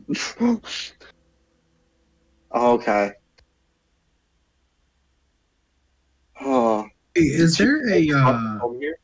bathhouse around here? She looks at you and is like, down in the town, there is one, not too far from this here tower. Are you able to do any magic yourself? Vague illusions and of the like. Those crossbow bolts I pulled out earlier would have done you no damage. Baha. You're not able to, Wait, you tricked me. This is correct. It was not hard over your feeble mind. Oh! I feel like I should be upset about this. Do not be upset, just be better. Oh! I go to hug Alfie. I'm supposed to be upset about this. I just hug Alfie and I'm like, damn, bro, I'm sorry, bro. Damn, she did me dirty, huh? I will state again, I am more than happy to decipher the text for you, but some bargain must be made. It does not even need to be anything now in the immediacy, but something must be promised. So it's gotta be something of value to you? It must be something of equal value to the power that the text holds. Okay, however, I have some honey in my pocket. Yeah, that is a good idea. That is a delicious delicacy. However, not quite on par with the life-changing details of the tome before you. It kind of changed my life when I had it. I'm so sorry. Does it have to be one thing? I suppose it could be. We don't even get a free trial? I suppose it could be multiple. If you, for instance, if you were to offer the sacrifice of multiple human lives, that would be equivalent. Ooh, yeah, let's get that. So sorry, How many of bro. us are here? Krunk is like, what? Jen starts counting everyone's head except for Krunk. Marco is gonna try and would I, if I were to make the exchange, would it be cheaper for me since I can't read and it wouldn't be worth anything to me? None of you would be able to read this text if you tried. It is a matter of me reading it to you, essentially. Okay, can any of us read in general? Like, just out of curiosity, because I know I can't read. Can Alfie finally read? No, it's been like a day since the last time you tried. He's been practicing so much. You've only been in this world for like 2 months. So if we gave the equivalent value of a life, how many lives would we have to sacrifice? For me to decipher the contents of this tome, I would say it would be the equivalent of four pure souls. All right, so me. How does that? Now, what do you mean by pure soul? Honestly, I'm worth like 10 pure souls, but I'm not giving myself up. I mean a soul that is just and kind and does not deserve to have its life rendered away from it. Yeah, literally me, like 10 times. So, perish. Unfortunately, I understand you are all in a position that I was once in. You are kindred, are you not? You're kindred? What's that? That's what they keep telling me. What's that? You gonna roll a deception check there, Alfie? No, I think Alfie is being truthful. He has no fucking clue what that means. Yeah. No, what the fuck is a kindred? No, you know what it means because you were the one that had the kindred slip that you put on the statue to go to Annalore in the first place. I don't know what a kindred Alfie is. knew he was talking about. It's this type of chocolate that's shaped like an egg almost. Oh my god. That is a core memory, Sam. Don't you fucking dare lie. Alright. So, you're a kindred? I say to Renantha in surprise. Yes, me and all of my compatriots were. It was I, Erstein, who you met in a sorry state, Dane Polinx, and Algernon de Baudelin. How did all of you died? Alas, she kind of like trails off and like has to kind of compose herself for a second. And she says, obviously I passed away. Erstein, you finished off what remained. Algernon, I know not where he ended up. The Dane, I do believe the Dane still lives, though where, yet again, I'm unsure of. In life, I never really treasured their accompaniment. Now I do wish someone would come visit me in this lonely tower. Oh, damn. Do you have feelings? I'm really sorry. The way you described it, I guess none of them really died. But I'm still confused because we just reappear pretty good. What is that? that was Josh rolling for Renantha. Oh, okay. I was like, why did you show that roll in the open? Renantha turns to you and is like, well, you might not know, little kobold. However, your friends seem to have a full understanding that you are of a member of a group who is the first line of defense to protect the great tree. The first line to follow Elijah's will. And those are the Kindred. Wait, I didn't ask to do that. I've got my own plans. You've signed a pact with the unfortunate-looking squirrel, did you not? Oh, Colin. Did we? Did you receive the token? What token? The token? You see she kind of like reaches out and pulls out like a hastily drawn tag that says Kindred on it, the same ones that Con gave you. Ah, shit. Oh, hey, it's the same handwriting too. This is a binding. Oh, Alfie snaps twice. You snap twice, and Con does not appear. God damn it. She turns to you and she's like, unfortunately, this room is bound away from even his interference. I imagine that was her intent in designing the room. She did not want anyone, especially that squirrel. She has many memories of the squirrel that she finds unpleasant. Oh, yeah, okay, that's fair. Okay, but she did want us, though. You tell me, when you were in the room with the crystal, was there a note that you read? Yeah, I did. Again pulls out the dragon scales. Not that one. It would have been bound to some sort of crystal shard or something. And at this point, didn't read that. At this point, Crunk kind of speaks That was up. Crunk. He's like, yeah, I think I read that. It was something like, in lieu of Renantha, I am welcome, or something like that. And Renantha just kind of like slowly nods to herself, and she was like, yes, that would have been Erstein's work. The rulers directly had access to this room, and they could come and go freely. They were the only ones I trusted close enough to be able to do such a thing.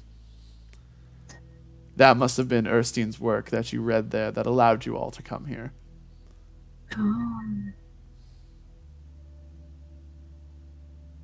Which I must say is quite impressive. The magic lessons I gave him never quite went well, but for him to have conjured something like that, maybe I'm not such a bad teacher after all. Hey, that's nice to hear. I guess back to the exchange that you proposed. Can we get some time to think about it, and also maybe a way out of here? Unfortunately, I have a nagging in the back of my mind, almost as if she is still speaking to me from beyond the grave, to herself, that you need to know what is in there, and I cannot let you leave until you hear it. Oh, this is unskippable. All right. You have entered the unskippable cutscene. I just muttered to myself about an unskippable cutscene. Well, I think I've got something pretty life-changing. I pull out my... I don't have my Toyota decal, do I? I guess I pulled out the scrap of sail from the gold ship. I just cracked my back. What is this? She kind of like walks over to you with with intrigue in her eyes. And she reaches down and grabs the cloth of the gold ship from you. And she's like, fascinating that you recovered this. Tell me, did you take it from the ship itself? Nah, I just found it. I see. So does it count, or am I getting that back? I don't think this is quite equivalent for what that book holds. However... All right, Gen snatches it. Fair enough. I do sense that there is another text in this room on one of your persons that you have not read. I searched through my bag. I'm like, I don't see anything. Oh, Yeah, Nico just went BRB. It's on Nico. Alfie, give me your bag.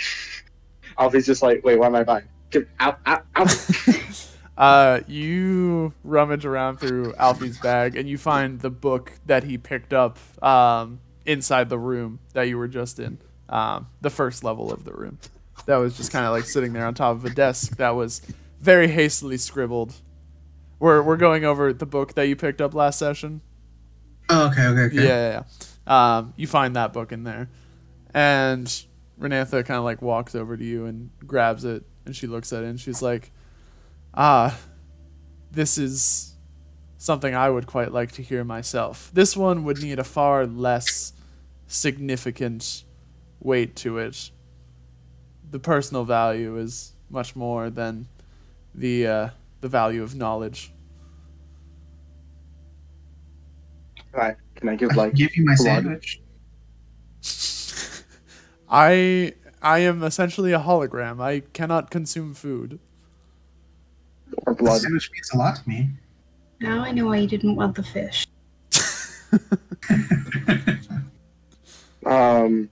Maybe. Oh, I guess I don't know if it's still magical or not, but I still have the shawl or the robe. Yeah, I ain't got nothing else. Alfie hands her the gloves. Marco's going. Oh, you can do the. No. Go on. Marco's gonna hold up the blue dewdrop that came out of Erstein's, or that sword just appeared after we killed the necromancer. I don't remember if it came from the necromancer or from Erstein's corpse specifically, but it kind of shot out of the hole that Erstein fell into. So Alfie held the gloves. You have the big thing. Sam, did you say you were taking something out? For the shawl and like magical robes, that's it.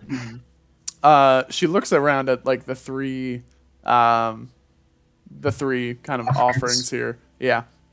And she looks at you, Alfie, and looks at the gloves and is like, those would do me no good. However, they tell me that they would benefit you in the journey you're going to have ahead. You should probably keep those with you. She looks over at Marco and is like, you have quite the rare artifact there. That is not something I can benefit from, but something you would very much benefit with holding on to. Using that, you know how as Kindred die, we respawn, but the dew is taken from us as it returns to the tree. That one is what we call a deep blue dewdrop. And the deep blues, they allow you to forego the death process altogether and come back with full fighting force. Not losing any dewdrops in the process. She looks over at you, Sam, and is like, I think to benefit all of us equally, these are probably the best offerings that I can take from you. And she reaches out and grabs the robe and the shawl and is like, the magical essence of the magical essence of the deities that resided within these cannot be understated. And she kind of like tucks them away into her fabric of illusion.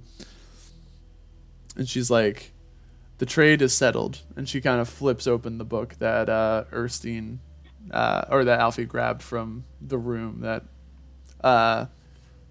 hopefully you inferred belonged to Erskine. And she opens it up, and it's just kind of like a short little pamphlet of a book, really. And she says, "This is Erskine's last will and testament." Allow me to don my parted friend's old voice. And she starts speaking in a perfect Erskine. "It has been 6 weeks since I last saw any of my friends. I don't blame them. Curses do make a comrade hard to look upon. Wish I could have seen Renantha one last time, though. If I had, I suppose it wouldn't have been the last. She wouldn't have let this happen.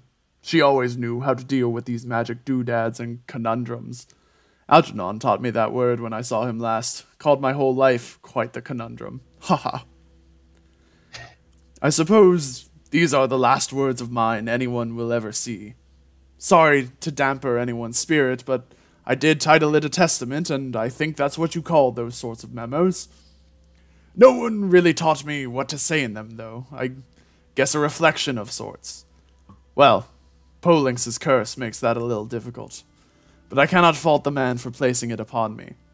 Besides, fighting in gladiatorial combat with 2 curses upon one's shoulders, what better way for a legend to go out? That's right, I was a legend through and through. I easily vanquished hordes of monstrosities. 'Twas I who single-handedly removed a kraken from the sea and served it as fine dining. And was it not I who severed the witch priestess's neck from her torso? Yes, I've done a great many deeds in my life. I can easily call it fulfilled. And yet, I don't want to stop writing. The moment I do, I know it's the last. I'm shedding, you could say. Flesh falling right off the bone. I have to write this left-handed as is. My right's ligaments aren't holding together like they used to. But as long as I keep writing, Erskine lives still. Who cares if I've taken to wearing a straw sack over my head to hide the wounds? Who cares if my flawless victories have been reduced to bribed wins? At least the people of Annalore remain happy. That's my greatest achievement. Thinking of them, knowing I helped make those smiles, that's what makes me a legend. Well, I suppose I should get down to business. My goods shouldn't just rot here for eternity. To my apprentices, Zeroni and Kalel, I leave all of my armaments. Any weapons or clothing you desire, you are more than worthy to don them as your own. To my friend, Algernon, I leave my undulate gloves. I know you always wished to beat me in an arm wrestle, and now you can. Those gloves are powerful enough to move mountains, even if you don't have the strength yourself to do so. Worry not, friend, I jest. To my ally, Polinx, I leave you my middle finger.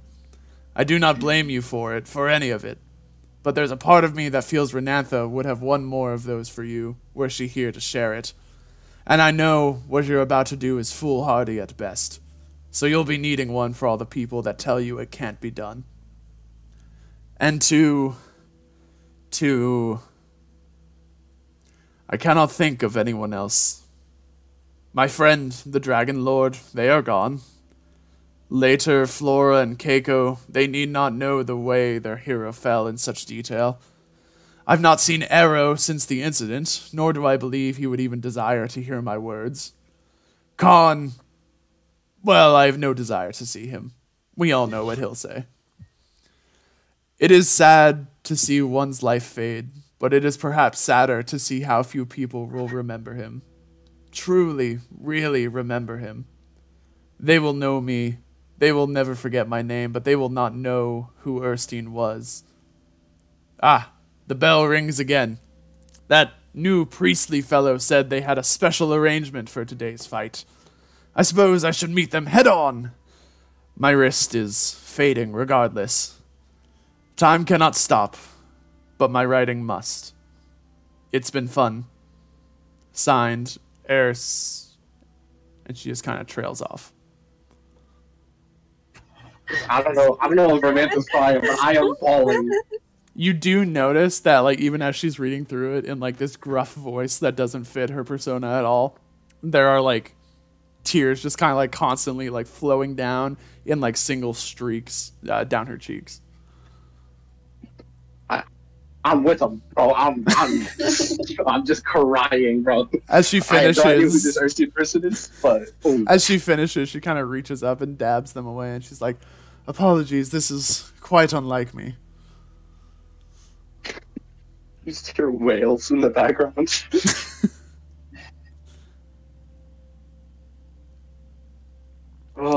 Alfie seems very puzzled.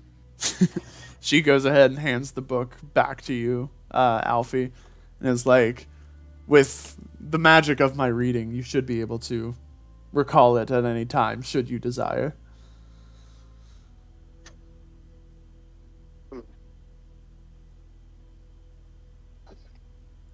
Sorry, apologies. The matter of that book over there still needs to be settled. And you said 4 pure souls, right? Sorry, go ahead. I was just gonna say, you see that she's kind of like giving the impression that she's trying to like put what she just read like behind her and just kind of like move on and not think about it too much. That's dirty. Come on. No, let's take a minute here. Yes, quite. Yes, quite. For pure souls, that would probably be the equivalent of that passage. How is the souls procured? Do we have to bring like a corpse or something, or is it something we can sign off? Do we just state a name? If you make a pact here with myself now, and you select the 4 souls in the future, and you slay them with your own hands, in cold blood, then the pact will be fulfilled. Hey, nice, easy. Let me down there. Ken starts walking towards the stairs. We have not fully agreed, nor have I read the book yet. You cannot leave. Again, these are not the souls of just your average monster. These are real, true, kind people that you are snuffing out the fire of. What about? I bet there's a few of them down there, gesturing to the town. Hold on. Would you say Erskine was a pure soul? The things I saw that man do, I would not. Just wondering. Just wondering. Unfortunately, Erskine's soul was long gone by the time you met him in person. No, I mean, I don't mean like him exactly, but I was thinking like, what if maybe, I don't know, the others? I'm trying to think. Are you suggesting to me that you hunt down my remaining friends if they are even still alive? You said pure soul. I'm trying to figure this out. Give me a minute to process this. And she just kind of thinks there for a second, and she's like, Renatha is torn. On one hand, there were many an instance where she, too, wished to rip their carotids from their necks and make them drink through it. On others... that was really descriptive. Adi. Sorry. Adi. I had to say it. On the other hand, it would be equivalent to just probably one of their souls, in her eyes, of value. What about us? What about you? Alfie looks at Sam and he's like... Alfie looks at Sam and he's like, man, she don't know us. Okay, what about me? Again, because since you are all the current kindred, your lives do not have meaning in the way of death having any value over you. Death means nothing to you that's actually fair. Many instances. Do we have to give a name, or can we just vow to kill a pure soul? You can just make the deal to kill a pure soul in the future. And I assure you, when the deed is done, you will know whether or not that soul qualifies. Alright. I don't like what I'm about to promise, but I don't think there's another way. I should I'll vow it. I should also stay. If you are making this deal, I will need the person or persons who actually commit the acts to be the ones to make the bargain. And she kind of holds out her hand for like a handshake. So is this 4 each? No, 4 total. Again, it could just be one of you killing the 4, or it could be multiple of you. Whoever is on up. Anybody else? Sorry, I volunteer. Yeah. Fred does non-volunteer, and quite frankly, he's horrified by the. I mean, I'm just doing it because I'm worried. Like, I don't want anyone else to, have to go through the murdering of an innocent. Uh-huh. I'm terrified of my boots. I think Sam would be the most, like, psychologically fucked up by murdering someone. we saw what happened with that. Remember the lever? Yeah, no, like, I'm literally doing this not because, like, I think I could tolerate it, but because I don't want anyone else to do it. Alright, suffer it. So, Sam, Sai, and Gen all kind of step up, and Alfie contemplates it for a second. Marco and then he agrees. Step up also. Okay, so Alfie contemplates it and then agrees, yeah. Okay, so basically everybody except Fred. Sorry, guys. Which is fine. No, that's fine. That's the goal. Okay. Please don't hate me. In before Fred kills like a dozen pure souls. Actually, that's it. What is that, like 5 people? It's 5 of you. Alfie's reasoning is again, and like it could be one person still does all of them. It just like it has to be one of the 5. Yeah. Okay. Yeah. To my mind, I'm retconning it. Sai doesn't step up. Okay. Fred and he's the dad who stepped out. Sai went out to go get cigarettes, and by that they just pull a joint out of their head.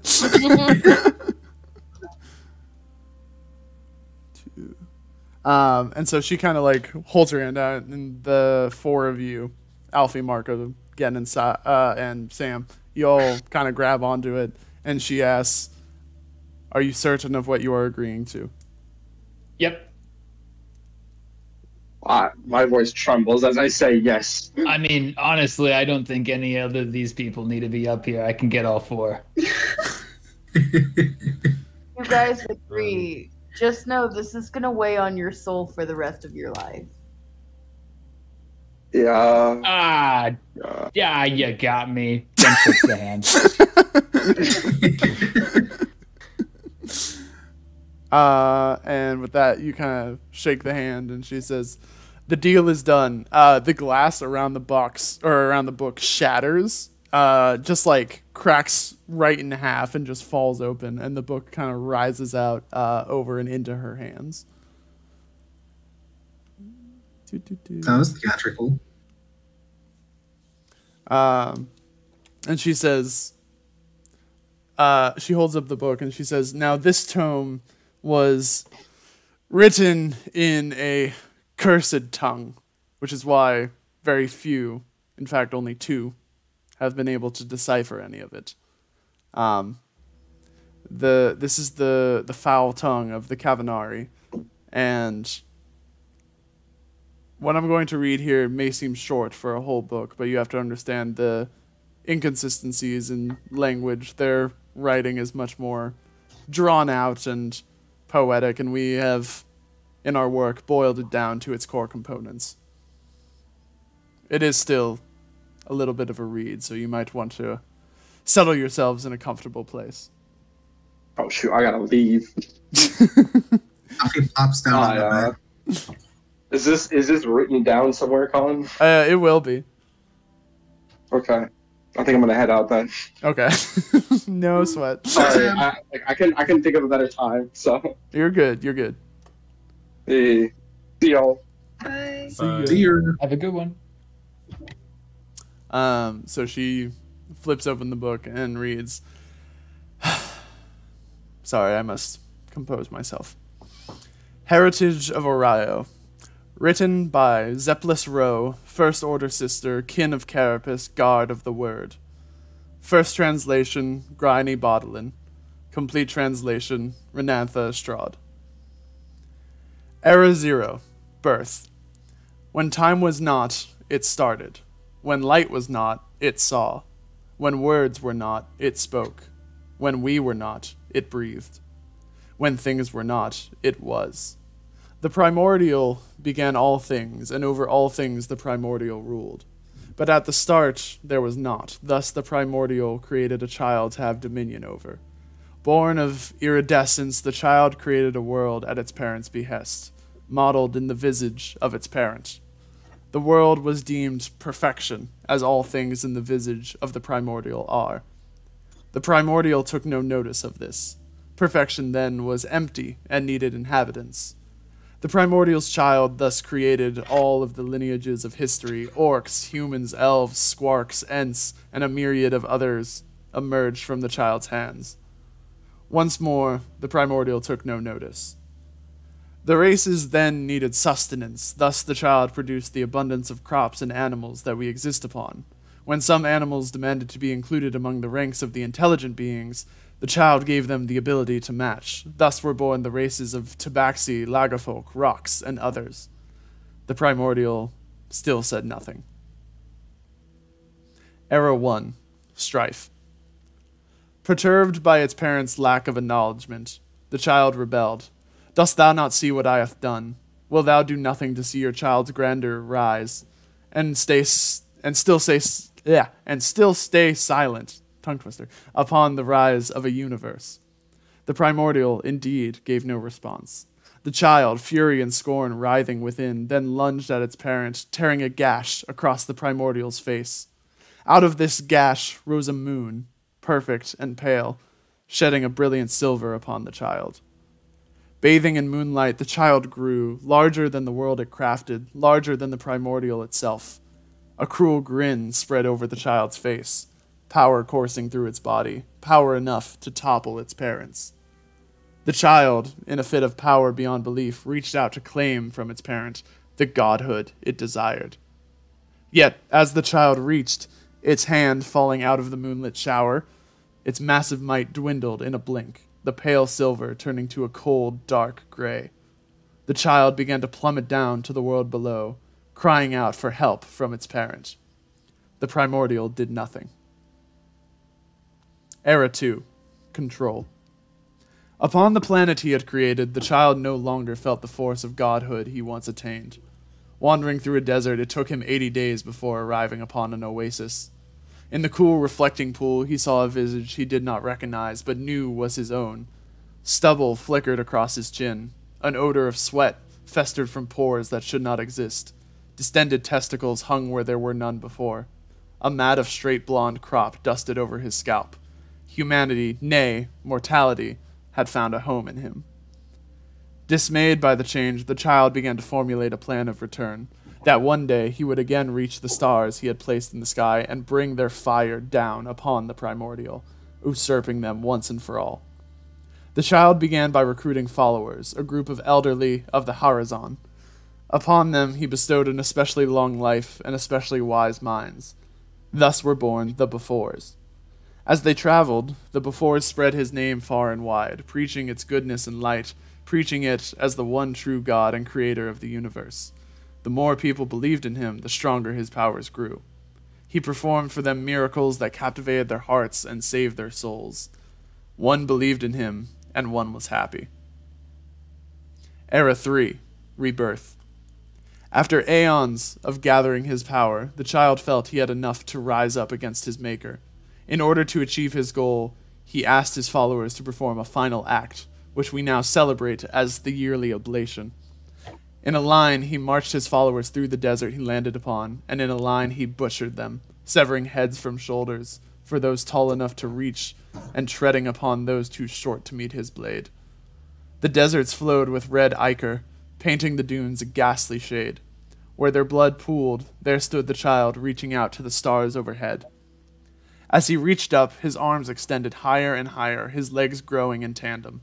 The blood that swirled at his feet fed him and kept his growth sustained, and his animosity toward his parents strengthened. Mortal blood wasn't enough, only primordial blood could satiate now. Era 4. Heritage. Today, our Lord of the Tree continues to grow, just out of reach from his endgame. We support his growth annually with the Great Oblation, allowing the blood of multitudes to continue to fuel him. Upon his final destination, those of us loyal followers who remain will be granted a godhood on par with the Primordial's offspring. The rest of this world will burn away as the new Maker, bless his name, recrafts the world not in an image to appease his Maker, but in an image fitting of the true Maker himself. Thus we, the Kavanari and other assorted groups, are hereby dubbed the New Age, while the rest of the world be fodder for our Lord. Elida is what they call him out beyond our wilds and borders, but only the New Age knows his true epithet, for only our mouths are worthy to bear it. Blessed be Orion, the final god, the uprooter and immolator of Moonweight. May our graves burn and bleed in his name, for it is power, and we are the fuel. And she closes the book.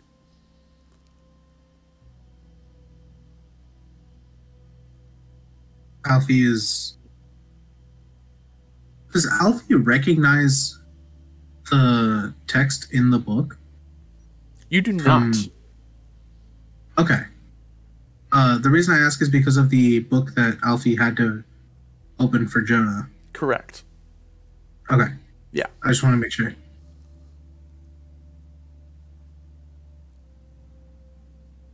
With that, the book kind of floats its way back to the table, and the glass encases it once again. And you all felt that, like, as she was reading it, you felt your kind of life force almost, like, draining out of you. And you all actually took, like, 5 HP of damage while she was reading. Oh. Even the people that didn't agree? What was the point of that? Are you asking? I gotta kill 4 people for this? Renantha simply knew that it is something that you needed to know to proceed forward with your adventure.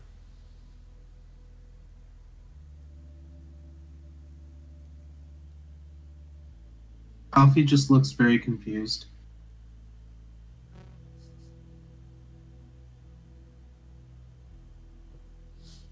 I see you are perplexed by many things. I suppose as part of the deal I might be able to answer some questions if you have them. If my curse allows me to do so. You were cursed? Yes, right around the time of my death, unfortunately, I was placed under a similar curse to my friend Erstein. Not the one that left him in his rotten state, but in the one that prevented him from writing the full details he once wanted. It is a spoken curse that we cannot tread over the information that was blocked from us. And as a result, there are certain things I cannot share with you.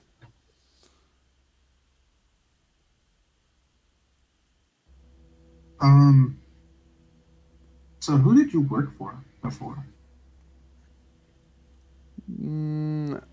Be a little more specific. Do you mean working with the rulers with Khan? Or do you mean before arriving upon the tree? I guess before the tree. Before the tree, I was a ruler of the nation of Bodolin, a now forgotten city that once ruled the southern hemisphere.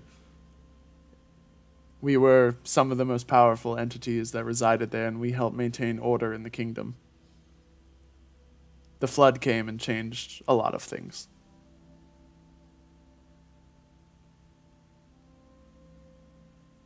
Alfie's just kind of cuddled up with a pillow on the bed. Mm-hmm.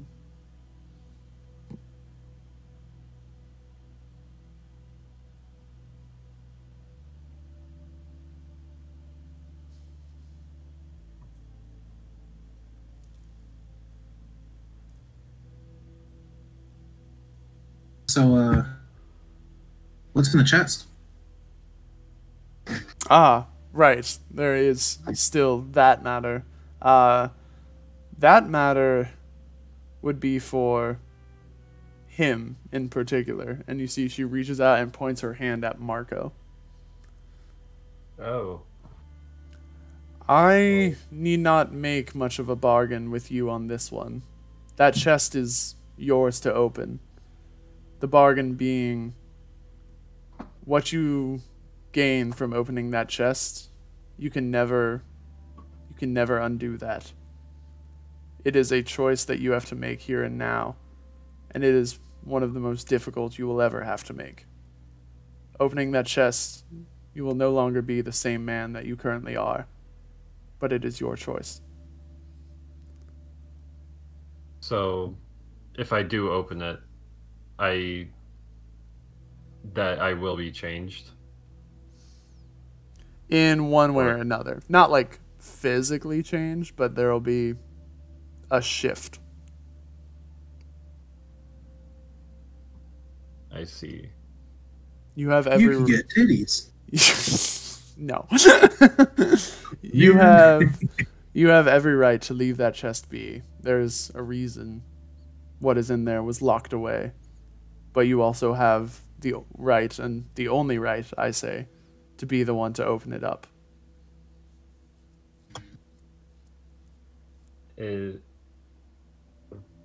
Marco's gonna do it. He's too curious for his own good.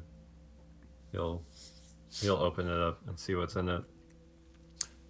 She reaches out and hands you the key to the chest as you walk by. And as you grab it from her, it goes from being an incorporeal key to one that is solid in your hand. And you slide it into the lock. And as you pop it open, the vibration of the chest stops. And there's nothing inside the chest. At least, not in the eyes of everyone else around you. Jeff, I'm going to send you some information that comes to you upon opening this chest. Right. It might take me a hot second to write this down, so if you want to talk amongst yourselves for a bit.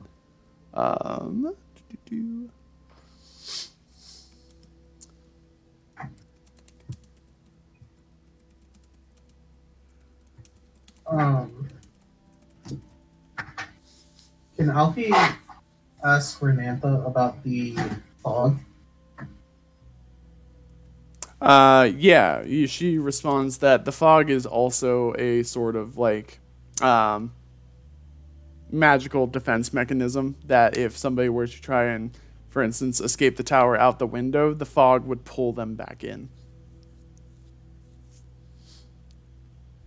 Alfie's really intrigued and tries it.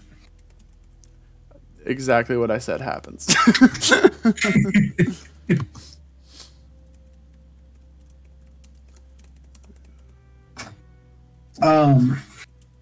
After it being brought back in, Alfie will go over to Sai and be like, so, how'd you sleep?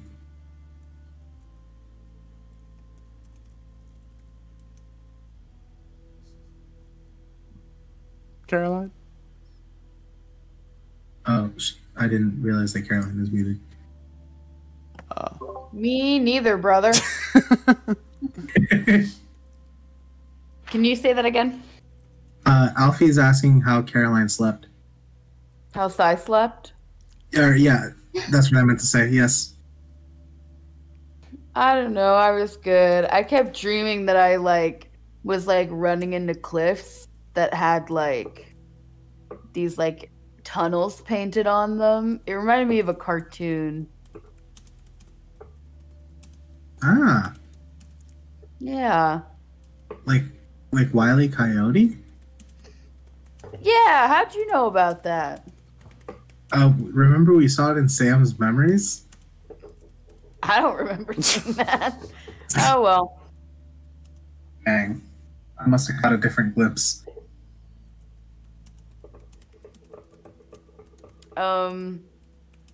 Yeah, this choice is gonna fuck them up. By how long I'm typing? Agreed.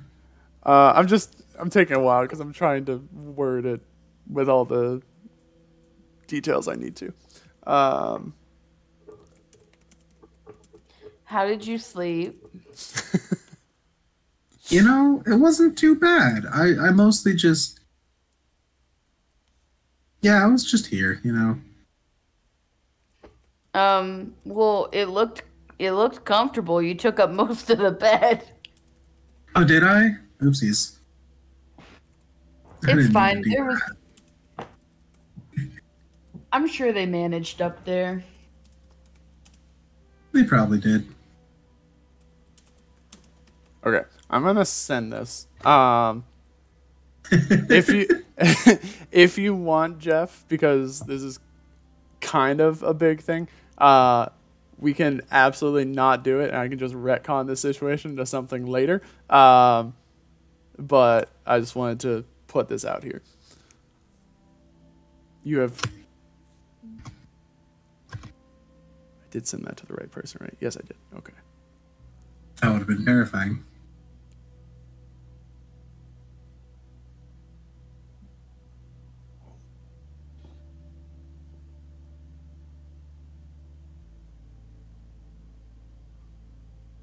I see. Interesting. I like this actually a lot.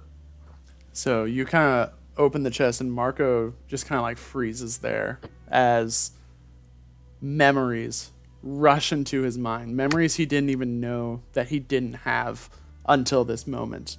As everything, well, not everything, he recognizes after thinking about it for a while, but a lot comes back to him, and he has to adjust with this moment.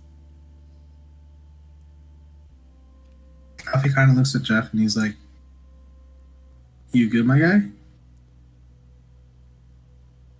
No, I remember like my real parents.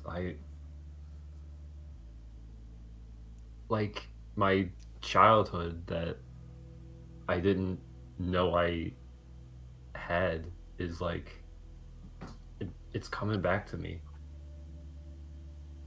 Do you want to describe them and I can try to draw them?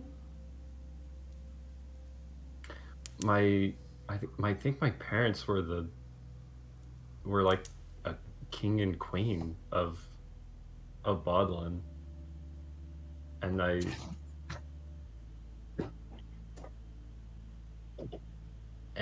was. Oh, this is. No. No. That would be weird to explain, but really sick. I was like during the flood, my parents and Mork, they like sent me away in like a sort of in a basket, and that's when the mercs that I knew found me, and I was on Flotsam. Whoa, that sounds just like that movie from Sam's memory. Yeah, which one? Tangled. I thought you were gonna say Prince of Egypt. Marco's the Prince of Egypt. I don't know if Prince of Egypt made it to Sam's memory, but Tangled definitely did. Tangled absolutely did. There's no way that Sam definitely remembers the Plague song. That's a banger. River, for me. That. As you're kind of explaining this, Renatha is like, yes, Mork was one of my compatriots. Sorry, Caroline. Do you remember if Mork is a she or a they? I think Mork is a she. I think she, they. Okay. Yeah, she unfortunately never made it to the tree to accompany us. She was left behind during the flood. One of her last acts was to protect you, young prince. What?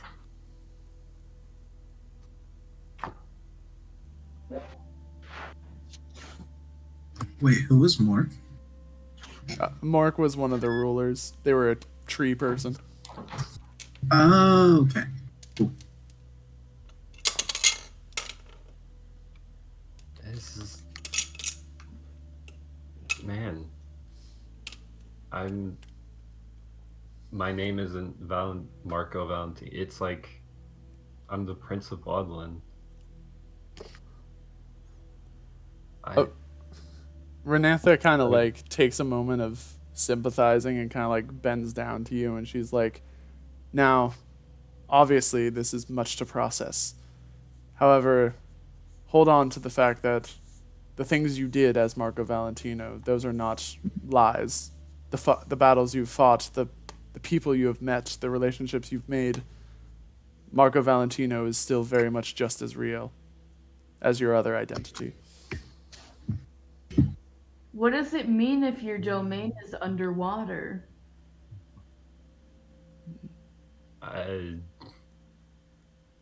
Not much of a prince, I guess. You're a prince in my book, Marco. Aw, thanks. Yeah, cool.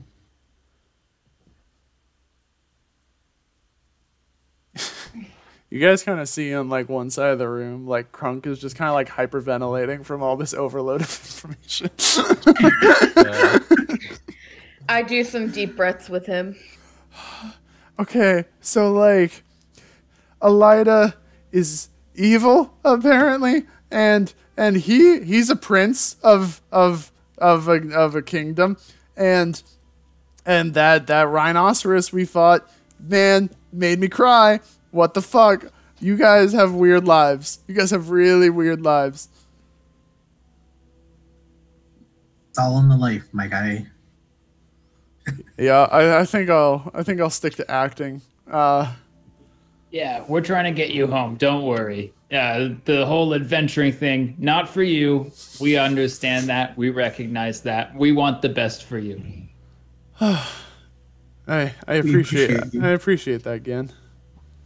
And I appreciate that, Alfie.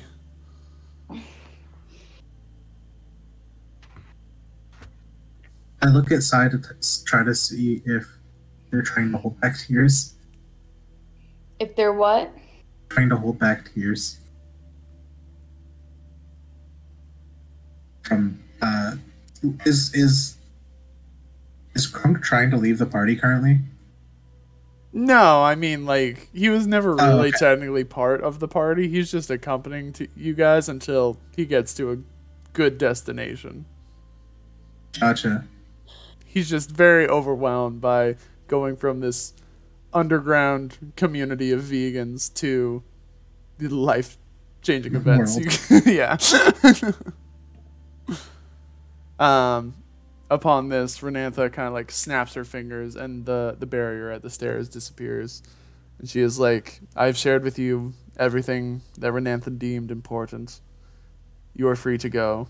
Though, if you ever do visit Obrea again, feel free to visit. Wait, we had stuff to do here. Are we not remaining in Obrea, or what's going on? No, I mean in my tower specifically. Oh, okay. You were a delight. Why, of course I was. Colin, I have a question, and this is kind of I guess an odd question to ask, but do any of us have any memories of like the people that we were as the rulers? Like, does Alfie have any? No, it's not like an avatar thing. Like, it's not like the okay. Different You people, same asking. title. Yeah. Got it. Okay.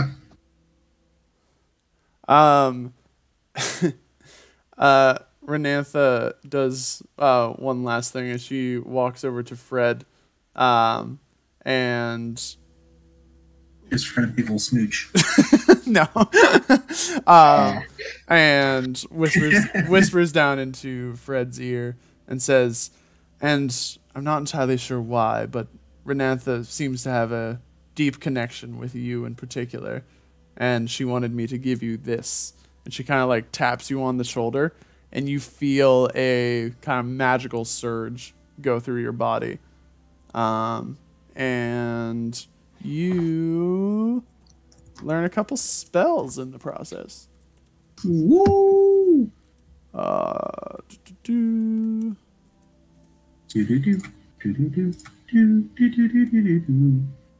Those spells in particular. Cool. Thank you.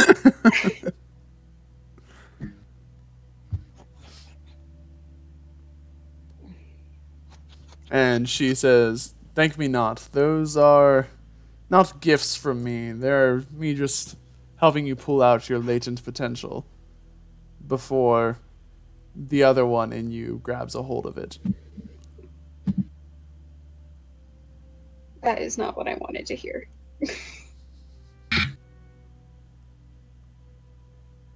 Well, I'll thank you anyway. Can Fred give her a hug? You can try to. Like, you can't, like, hold her because she's not physical, but you can, like, pretend to, like, wrap your arms around her. Cool. Yeah, he'll do that. Oh, thank you? No, thank you. Again. Okay. Oh, and one last thing. If you do see Polinx or Algernon out there in the world, give him a slap across the cheek for me, will you? Will do. And with that, she just kind of fades.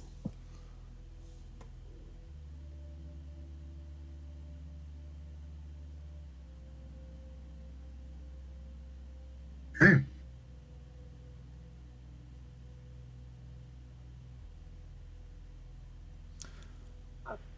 With, I know, maybe too much, but a lot of information dumped on you. A lot of things for people to process. And again, if you miss the details of any of those things, I will put them in the accessible documents after this session. I'm going to wrap it up here, and this wraps up part 2 of this campaign, which means we are one step closer to figuring out many of the questions, but maybe more questions popping up around every corner, it seems. Yeah. Very excited. Nice. Hell yeah, brother.